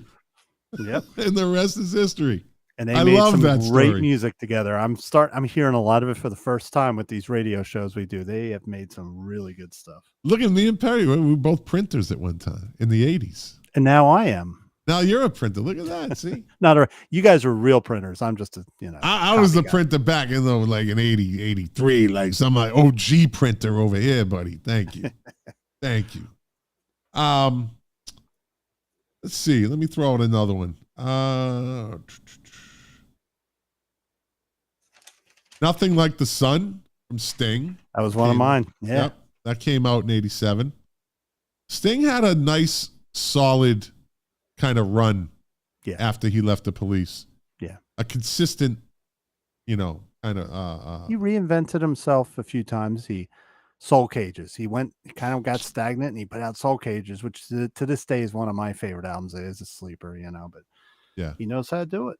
And that album has a version of Little Wing that I really, really like. Ah, okay. Yeah. All right. Give me an album. George Harrison, Cloud 9. Ah. Come back for him. Yeah. And a very good album. Yeah. Yep. Aside from the annoying Jeff Lynne drum production, which if Lou were here, he'd agree, It seemed like everything that those guys from the Traveling Wilburys did around that time, the drums sounded like Traveling Wilburys because that was Jeff Lynne from ELO producing, and he had his unique sound, but solid tunes on that album. Is that the greatest super group ever? Traveling Wilburys. Might be. Talent-wise. Yeah. And arguably the greatest. Also, the supergroup generation spanned. You had Tom Petty, who was relatively young at the time. To Roy Orbison, Bob Dylan, George Harrison. Yeah, you had a Beatle in there. Yeah. And Jeff Lynne. Very underrated Jeff Lynne. Jeff Lynne was so under the radar to music, average music fans forever. Yeah. I mean, I'm sure when the Traveling Wilburys came out, there was people like, who's that? Who's the other guy? Yeah. He was good at staying low key, though, making a lot of money, producing. Yep. Think about it. He wrote all those songs. Their 70s output, and they put out all these. Then they put out Out of the Blue, which is a double album, all his songs, and then right away discovered I don't know how he did it.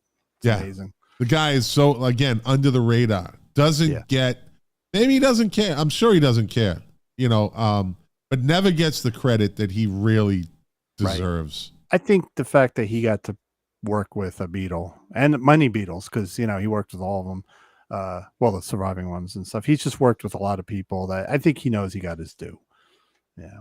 Yeah, I guess. And today, listen, you get your due when you look at your bank account. Yeah. I think that's in the end, Yeah. And then when you have so much money, then maybe you look for the accolades. Maybe that's what I'm saying. The accolades. Jeff Lynne deserves more accolades. Oh, and another band, ELO, is kind of the Jeff Lynne, even though there were a couple key members came and went. He fired the string guys, whatever. Yeah. And then he reformed them not long ago. They did a reunion tour. Nobody from the original band, but it was still ELO because it's Jeff Lynne's band. Now that orchestra was good, but there'll never be another Barry White and Love Unlimited orchestra. That's right. There'll never be another Love Unlimited orchestra. Yeah, I got my deep Barry White voice going right now.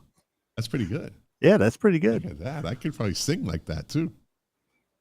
This is bizarre. You're doing Barry White, and I got a Porcupine Tree shirt on. This is like the most bizarre freaking show. Well, that's the beauty of Milk Crates and Turntables. We run the gamut, right? This album came out, and I was recently reminded that this group was told they will never get into the Rock and Roll Hall of Fame. Never. They've been eligible for 18 years now, right? Yeah. And I'm going to give you one more hint. They're a hair metal band.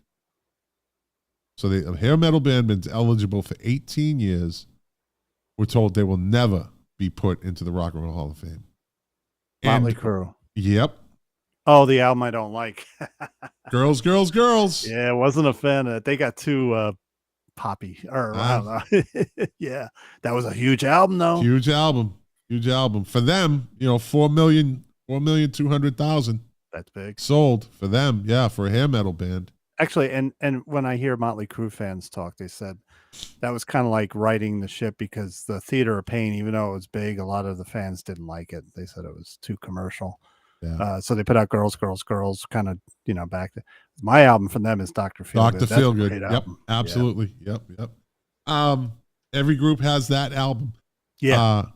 Nikki Sixx evidently said that basically fuck the Rock and Roll Hall of Fame. He says they lost their way. He said they've lost their way.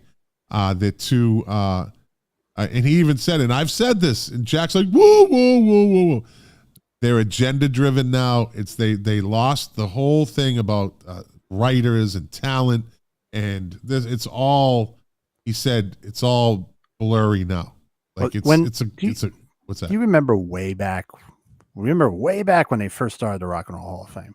I remember hearing it. There's going to be a Rock and Roll Hall of Fame, and I had this weird feeling. I'm like, it's going to be run by the industry, some industry insiders. It's never going to be what deserves to be. And I always thought that from the beginning. So, every year people complain. We've been through this, like, oh, this band didn't get it. But again, it's driven by people that want to market their own music. Like, you got Jimmy Iovine. He's got a commercial interest in it. So I feel like it's as much driven by making money than it is for really recognizing artists. I think it's politically driven now. I think it's agenda driven. I think there's again, and I've beat this horse to death, and I'll continue to beat this horse while it's dead. Serious. I mean, I'm serious. When you're putting in Sheryl Crow before America, and you're putting her in, before a number of other groups that should be in, and because in the if you look at the last 3 years, the amount of women that all of a sudden have been popping up, you know, I have nothing. I love women singers. I am a huge fan of them, as I've said on the show 100 times. But like Sheryl Crow does not belong in the Rock and Roll Hall of Fame yet. Yeah. Yet. The All other thing America still sits on the outside. The other thing that gets me is how many performers they've strung them along for years and then they die and then they put them in. So I'm thinking Chris Squire from Yes. Yeah. Yes should have been inducted much earlier. Yeah. You know, and then if Emerson, Lake and Palmer ever get in, they're all dead. No, I'm sorry, Carl Palmer's still alive. But like, you know, it's like, come on. You know, I think that prog rock is right up there in their eyes with electronica. That's why the Pet Shop Boys. I mean, just go and look at their sales and their hits and where they charted. You got a point. If they're driven by money, and that's Jimmy Iovine to me, he's a money-driven guy. You're right. Look at how much money the Pet Shop Boys made. They're the second biggest duo in the history of music. Yeah. They've been doing it for 40 years almost. And they're not even, like, you don't even hear them. You don't even hear them. Like, it's like, are you fucking kidding me? You know? What else can they do? They've had their number ones. They've had their millions selling, millions and millions of albums sold. They have longevity. They still tour. Neil Tennant still sounds like Neil Tennant in 1987. What else do they want? Like, what else can the Pet Shop Boys do? You know? Yeah. And they actually referenced the Rock and Roll Hall of Fame. They kind of mocked them in one of their songs, too, which I thought was pretty good. But and then that was in the 90s. If they put them in, they'll do like Judas Priest. They'll give them some special award. It's never just you're in the Rock and Roll Hall of Fame. Yeah, exactly. That I don't like either. Yeah. That I don't like either. Give me another album. I'm going to go with, all right, going to take a little left turn for you because it was a big album for me. Pat Metheny Group's Still Life Talking, and it was the beginning of his run as actually a successful jazz person because he ended up playing on Tonight Show and everything. If you like ethereal music, give Still Life Talking a whirl. I guarantee you will like it. All right. And that's the album. Tom Spallone gave it to me, and I was hooked. Been a fan. Send me the text tomorrow. Like put it on a Spotify thing. Or something. I'll give you the Spotify link. Yeah. All right. Lonesome Jubilee. Yes. John Mellencamp. Cherry Bomb. Big album for him. Yeah. Yeah. Big album for him. Let's see. Give me another one. The Cure. Kiss Me, Kiss Me, Kiss Me. Another one that took advantage of the new CD format. It was a very long album. Yeah. Yeah. They're one of those groups like the Smiths that could take a very sad song and make it sound poppy. Yeah. When I forget what the name of the song is. On that album, the only girl I love drowned into the other sea. You lost inside me. You. That was off that album. I forget the. Just Like Heaven. Just Like Heaven. Yeah. Yeah. It's depressing as fuck song, but. Yeah. This song I like now this is one of them songs. It's the song, right? And there's a couple songs off this album that if I was with as the brothers say, if I was with a shorty, I was hanging with a little shorty, and I put this on. So I had a little setup, right? Yeah. And if I put on some Keith Sweat, make it last forever and ever. Make it last. Keith Sweat was a man. Yeah. Keith Sweat was a man. Yep. Yeah, boy. So when I was a CPI, we had a friend, Diane. She got me into R&B, the modern R&B, and she was bringing me all these, like, when R. Kelly's first album, or not, the 28 or something Lovers. I forget the name of that album. Yeah. She brought that in, and she's like, she exposed me to these different, like, that's good. See, there you go. He's this guy with metalhead with long hair, Yeah. Yep. All right, give me another one. Fleetwood Mac, Tango in the Night. Tango in the Night. Yep. Yeah. Yep. Good album. Yep. Pet Shop Boys, actually. Oh, yeah? Yeah. Good album. Good album. Ranked number 44 in 1987. It sold over 2,500,000 units. Yeah. What Bigger was, and Deafer, LL Cool J. Yeah. Right? Give me a couple more. I got one for you, Scott. Uh-oh. Grateful Dead, In the Dark. But if someone told you in 1981 that the Grateful Dead would be all over MTV, what would you have said? No way. I know. No way. Yeah. But it was a curse for them One song. when they had that hit, because a lot of people went to their shows. Yeah. And they were like bored to tears. Absolutely. Absolutely. All right, give me one more, then we'll move on. Okay, the follow-up to the wildly successful 90125. It took them years to do it. Yes's Big Generator, which had one of my favorite singles, Love Will Find a Way. I don't know if you remember that song. It's probably, if I heard it, I would remember. Great pop song. And somehow John Anderson was able to weave into this beautiful love song the line, I eat at Chez Nous. And like, it's just one of those things. Like, he just threw that line there. But yeah, it's a great song. All right. All right. Good. Good. I like this format. Yeah. Yeah. Oh, yeah. Yeah. I think we got a lot of years to kind of throw out there, huh? I get a little bit like, I'm only talking about the stuff that meant to me. It brings back memories. So I tend to get one-sided. Like, I'm not going to bring up albums. No. Whatever your one side is different than my one side. That's what's beautiful. And if Lou's on his one side is different, which is what makes this good. Yeah. You know, and Jack would have his one side if he ever comes back on. But that's what makes it good. So, like, you know, we kind of throw these things out there. From a fan, Jack, come back. I want to watch the show. Come on. All right. Top 10 singles this week in 1987. Number 10, Rhythm Is Gonna Get You. Rhythm Is Gonna Get You. Gloria Estefan. I never thought she was that good looking. I never thought she was good looking. People thought she was pretty. I'm like, she got a honker on her, buddy. She got that honker of a nose. She put out some good music. So I wasn't really into that Miami sound. Go figure. I was. Yeah. I don't know. Number 9 this week in 1987, I Want Your Sex, George Michael. There you go. So happy he's in the Rock and Roll Hall of Fame. He deserves it. Again, I wish he was still alive. Yeah. You know. Number 8 this week in 1987, Something So Strong.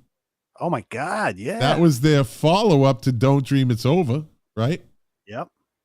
Don't Dream It's Over. And in the video, it opens up with them in like a garage or somewhere jamming, and you hear them do the Smoke on the Water riff. That's right. I would always be walking around the house, and I'd go, oh, my God, Deep Purple's on MTV, you know? It's just that's good pick. Yeah, good pluck right there. Yeah.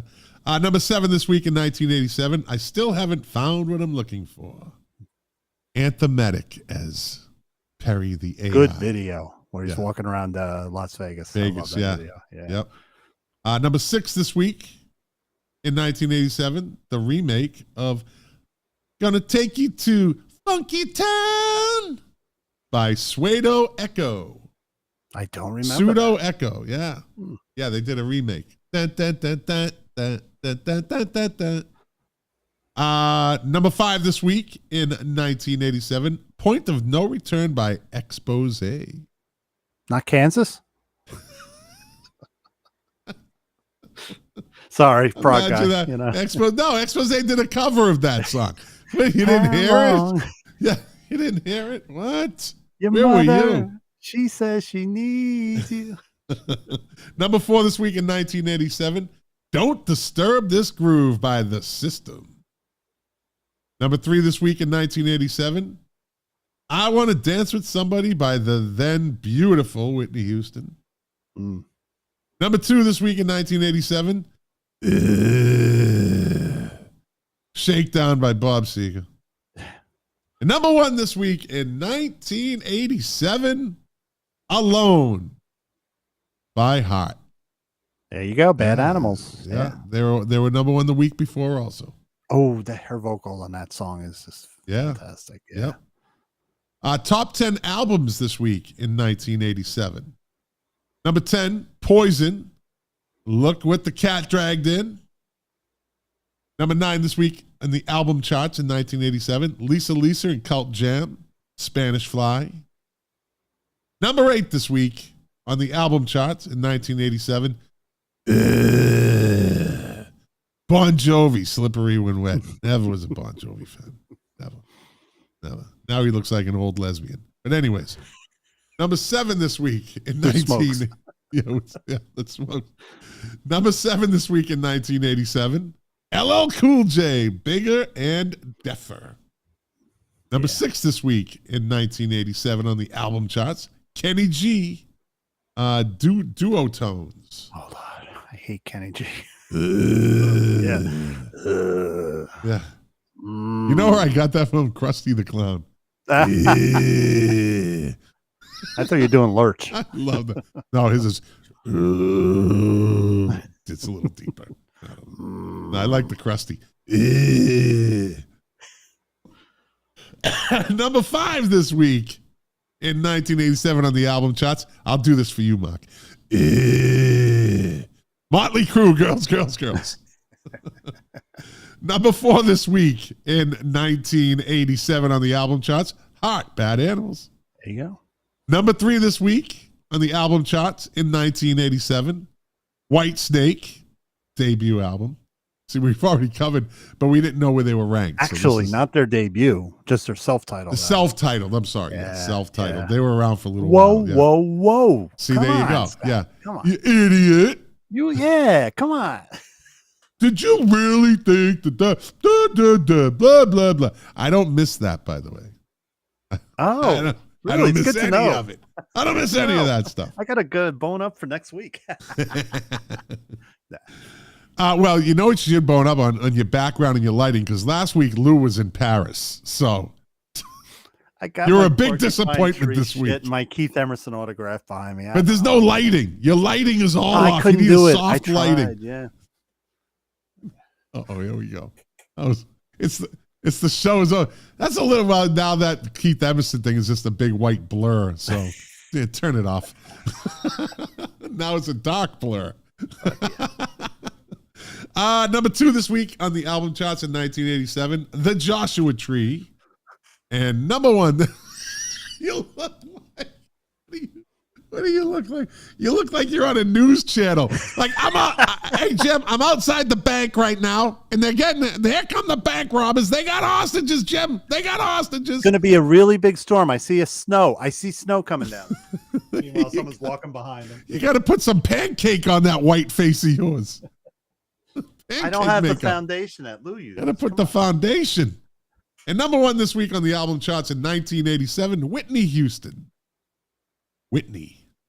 There you go. Yeah. You know what time it is? Yeah. Time for this day of music. Yeah. All right, let's see. Let's see what I can there's a lot happened on this. Jesus Christ. Let me see. And on this day in 1954, Sun Records released the first Elvis Presley single, That's All Right. Only about 7,000 original copies were pressed. That's one of those sought after. How many got thrown out too? Yeah. Just who would have thought? On this day in 1967, Elvis Presley was working at his latest movie Speedway. On his latest movie Speedway, co-starring the hottie Nancy Sinatra at the MGM soundstage. It was Presley's 27th film. Wow. Fucking 27 movies. He made too many. In 67. Yeah. He had already made 27 fucking movies. That's insane. Yeah. Like 27 movies. It was a machine. It was a Hollywood machine. And, oh my God. But he loved all the attention, so. Yeah. But by 67, he's on his 27th film. That's insane. Yeah. Jesus. On this day and night, no wonder he didn't have many number 1 hits, because he was always on the soundstage at the fucking movie studio. On this day in 1967, the Beatles were at number 1 on the UK singles chart with All You Need Is Love, the group's 12th UK number 1 single. On this day in 1968, Pink Floyd played the second of 3 nights at the Boston Tea Party, Boston, Massachusetts. Opened in 1967 as a psychedelic club, many famous artists, including Grateful Dead, Neil Young, the J. Giles Band, Frank Zappa, Cream, Fleetwood Mac, the Allman Brothers Band, Led Zeppelin, the Jimi Hendrix Experience, Jeff Beck, The Who, Santana, Taj Mahal, and 10 years after, and Sly and the Family Stone all appeared there. Wow. Wow. Fuck, I was only 5. You could have went. I missed it. Damn. On this day in 1969, special guests on this week's Johnny Cash ABC television music variety show included Ed Ames, Roy Clark, the Monkees, and Joni Mitchell. Cash introduced the Monkees by playing the first verse of their hit, The Last Train to Clarksville. The last train to Clarksville. With the Monkees on backing vocals. The Monkees then performed the version of the Johnny Cash song, Everybody Loves a Nut, with Johnny Cash. Oh, pretty cool. On this day in 1972, the Rolling Stones' Mick Jagger and Keith Richards were arrested in Warwick, Rhode Island on charges of assault after a fight broke out with a newspaper photographer. On this day in I think then they got I think the mayor of Boston sent the state troopers down there or something to pick them up because they were on their way to a concert at the Boston Garden. They got a police escort back to the Boston Garden, something like that. On this day in 1974, the Ozark Music Festival was held over 3 days on the Missouri State Fairgrounds in Sedalia, Missouri. One of the largest music festivals ever held. Some estimates have put the crowd at 350,000 people. Acts who appeared included Bachman Turner Overdrive, Blue Oyster Cult, the Eagles, America, Marshall Tucker Band, the Nitty Gritty Dirt Band, Boz Scaggs, Ted Nugent, Leonard Skinner, Electric Flag, Joe Walsh, Aerosmith, and Spirit. Wow. What a lineup. Yeah. Fuck. Evidently, they never did it again. I don't know, because I never really heard about it before this. Yeah. That's crazy. Yeah. That's the 70s Woodstock, you know? Yeah. On this day in 1975, Paul McCartney and Wings went to #1 on the U.S. singles charts with Listen to What the Man Said. I love that song. Yeah. His 4th U.S. #1 and #6 hit on the UK. The track featured Tom Scott playing a saxophone solo. I would go on to sell 1 million copies in America and reach #6 in the UK. Wings also had the U.S. #1 album chart with Venus and Mars, Paul McCartney's 4th #1 album since the Beatles. On this day in 1975 also, the Bay City Rollers were at #1 in the UK singles chart with Give a Little Love.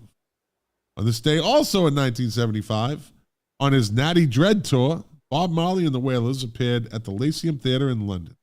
The show was recorded, and the live single No Woman, No Cry was later released.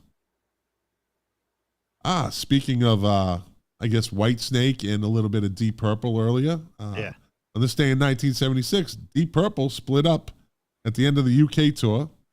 David Coverdale went on to form Whitesnake. Yep. John Lord and Ian Pace formed a band with Tony Ashton. The classic lineup of Blackmore, Gillian, Glover, Lord, and Pace reformed in '84. That was the best. John Lord and Ian Pace were playing Whitesnake for a few albums. Right. Yeah. Glenn Hughes returned to Trapeze, and Tommy Bolin put together his own band, but would die before the end of the year. Yeah, he was a mess. Yeah. On this day in 1980, Queen scored their 3rd UK #1 album with The Game, featuring the single Another One Bites the Dust. That's a good album. I love that album. On this day in 1981, it was Roy Orbison Day in Odessa, Texas. Orbison was given the keys to the city and performed to the crowd.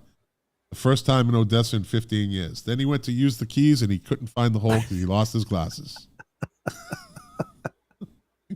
Oh. Someone give me my glasses, please. Where are my glasses? Oh, boy. On this day in 1987, Bruce Springsteen played his first ever show behind the Iron Curtain when he appeared in East Berlin in front of 180,000 people. He's no Metallica, buddy. East Berlin. Boy, yeah. That's a well, they went to Russia, didn't they? No, yeah. They went to China, didn't they? I don't remember. No, they went to Russia. Metallica went to Russia. Yeah. Yeah. And they played in front of, it was like fucking 500,000 people. Yeah. It was insane. I just don't think East Berlin had the facilities to fit like they didn't have big stadiums. What they played when Metallica played in Russia, it was just a giant, like just stadium. Yeah. I don't know if it was a stadium because it just kept going and kept going and kept going. On this day in 1989, residents of Washington, Connecticut, formed a Roll the Stones Out of Town action group after they were unhappy with the Rolling Stones and their entourage setting up in the town for rehearsals for their forthcoming tour. Residents said it was like the army had moved in and taken over, with security guards stopping locals and asking them what they were doing there. I just want to buy a bagel. Good luck with that. I'd be like, motherfucker, what? What? You fuck. On this day in 1989, James Brown changed accommodations behind bars after $40,000 in cash and checks was discovered in his minimum security cell. Only that motherfucker. He had 40 grand in cash and checks. Living in America. He's in prison. The Godfather of Soul had been given a 6-year sentence the previous December after several run-ins with the law, including illegal gun possession, resisting arrest, assault, and leading the authorities on a number of car chases. I remember hearing about those. Yeah. His new home was at a medium security cell at the Stevenson Correctional Institute. Did he have his time cape? did he do? Did he have his cape and the guy that would give him his cape? I Did he don't go know. to jail with him too? I don't know. I don't know, but that's fucking amazing that he had 40 grand in cash and checks in prison. Only that motherfucker. Checks. That's the bizarre part. Why do you need checks? Oy, they must have loved him at the, what do they call it? The fucking, where they go and buy all this shit in the prison. Oh, yeah. Yeah. On this day in 1993, Rage Against the Machine walked out on stage naked at their Lollapalooza set in Philadelphia in a protest against censorship by appearing completely nude except for black electrical tape over their mouths. They stood in protest for their full 15 allocated minutes on stage of stage time with the letters PMRC written on their chest, a reference to the Parents Music Resource Center. And weren't they doing that in support of Tibetan monks, if I remember right? They did it out of because the Parents Music Resource Center was censoring, you know. I remember they did something similar about that too. Yeah. Didn't Tipper Gore? When did Tipper Gore have her little run at all that shit? The parental that was advisory before. stuff? That's when Twisted Sister were big. That was in the 80s. That was but in the the 80s, PM, yeah. I'll tell you what, that was the best thing for music because if you as a band got that warning label, you sold. You sold a lot of albums. Yeah. On this day in 1997, Oasis went to number 1 in the UK singles charts with Do You Know What I Mean? The first single from their third album, Be Here Now. I like Be Here Now. Yeah. I like it better than What's the Story. Liam Gallagher's going on. He's doing it. This dude is just killing it. He's got to start getting ready for the reunion. He's killing it on his own. He's got an album. He's got the concert tour coming up. They're selling out everywhere. He has no need for his brother right now. He really has. He is living get back his together. I'm telling you. No, not anytime soon. Not anytime soon. On this day in 1999, a gunman who sprayed bullets at Westwood's car in Kensington, London, shot BBC Radio 1 DJ Tim Westwood. A statement the following day said he was recovering in a London hospital. On this day in 2001, American soul and gospel singer Judy Clay died. He was a member of Drinking Singers, became known as Sweet Inspiration, also worked with Billy Vera. Let's see.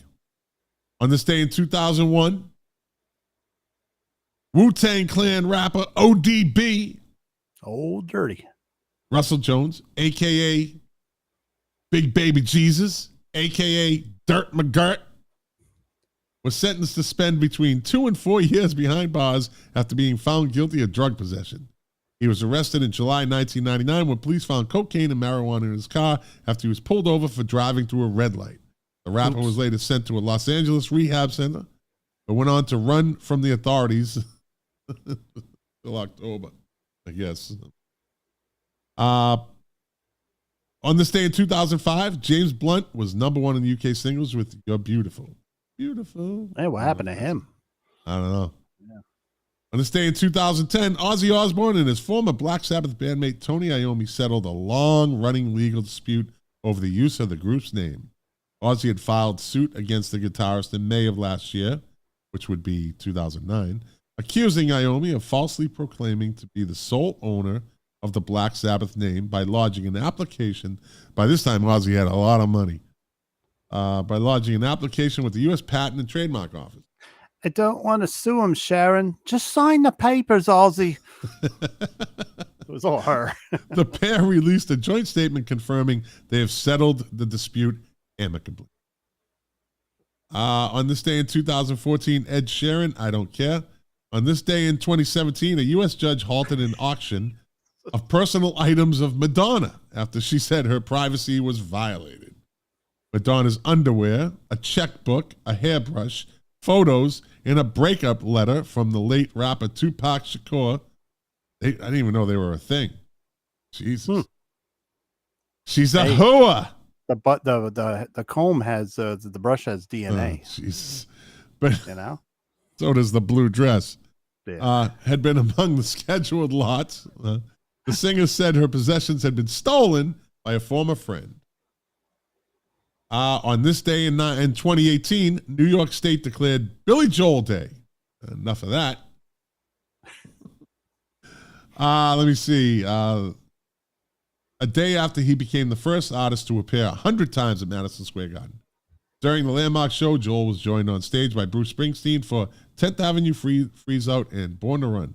Joel had become a staple of Madison Square Garden, consistently selling out the 20,000 person venue. And I never saw one of those concerts. As part of his concert residency starting 2014. Yeah. Wow. Yeah. On this day in 2019, crowds at a festival triggered minor earthquakes.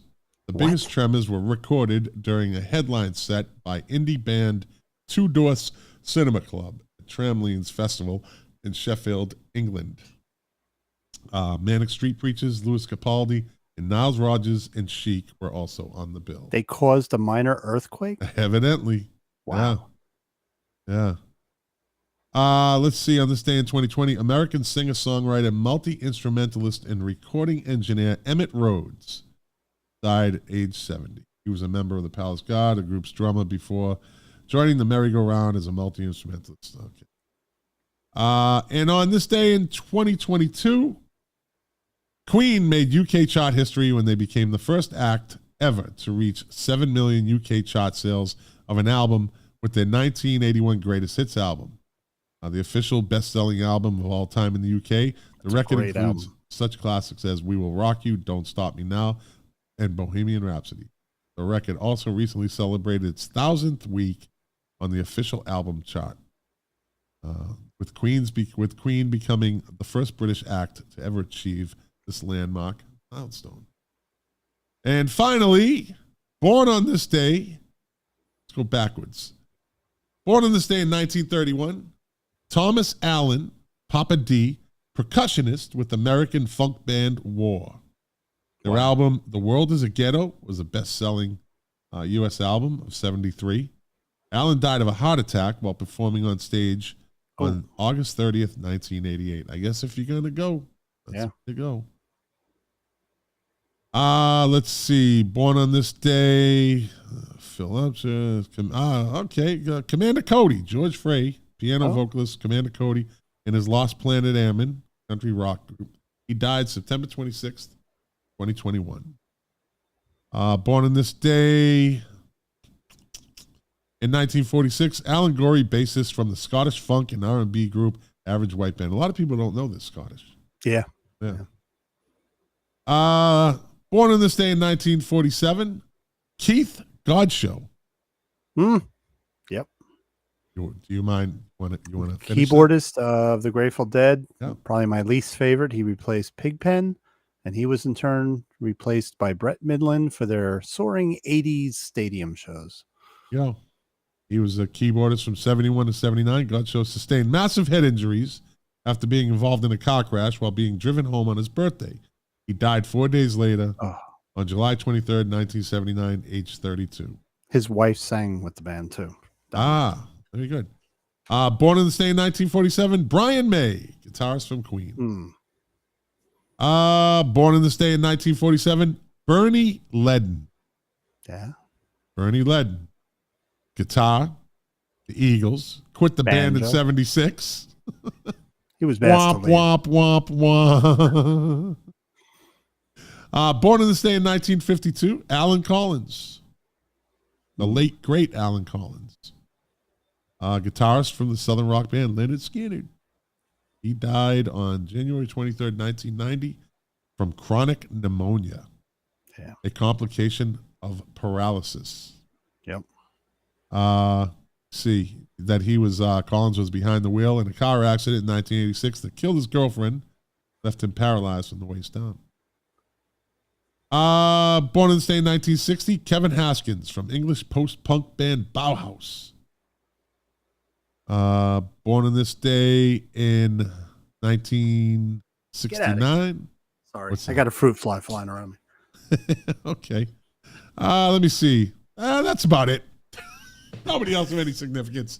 They don't matter anymore. All right, buddy. What do we It was get? a nice quick show tonight. Yeah, 2 hours, 15 minutes. We're cutting down our time together.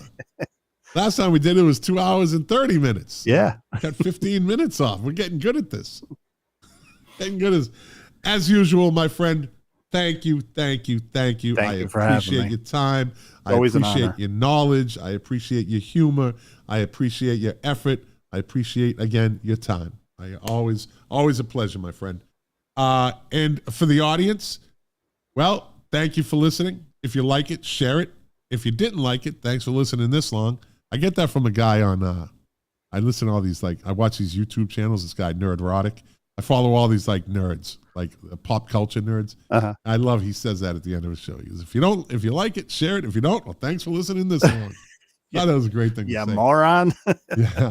Patty Yossi says, great show. Thanks, Scott and Mark, for all the info and laughs. Have a great rest. Patty. Patty, thank you very much. We love you. Thank you for all your attention and your fandom, your fan loyalty. It is greatly appreciated. Well, yeah. And again, as I always say, you are the engine that drives this machine. Without you, it'd just be me and Mark talking about music, and there's nothing wrong with that either. You just get to sit down on our enjoyment. Yep. And doing this show for you, to quote my favorite artist, Morrissey, who I will be seeing in October. Oh, I bought tickets to see The Church, too. Yeah. Yeah. It's going to be interesting. They were still together. A small venue. It's going to be very interesting. Yeah. Doing this show for you, the pleasure, the privilege is mine. We'll be back next week. I don't know who will be with me. It could be Mark. It could be Lou. It could be Mark and Lou. It could be Jack. It could be, I don't know who's coming on anymore. People ask me who's on this. I said, I just don't know anymore. I don't know. I know I'm going to be here, which is all that matters to me. So everybody, one of us will be here. What's the chances of not any of us being here? Oh, wait. That happened a couple weeks ago. Yeah, that happened a couple weeks. So I just do music news. Okay. That's all.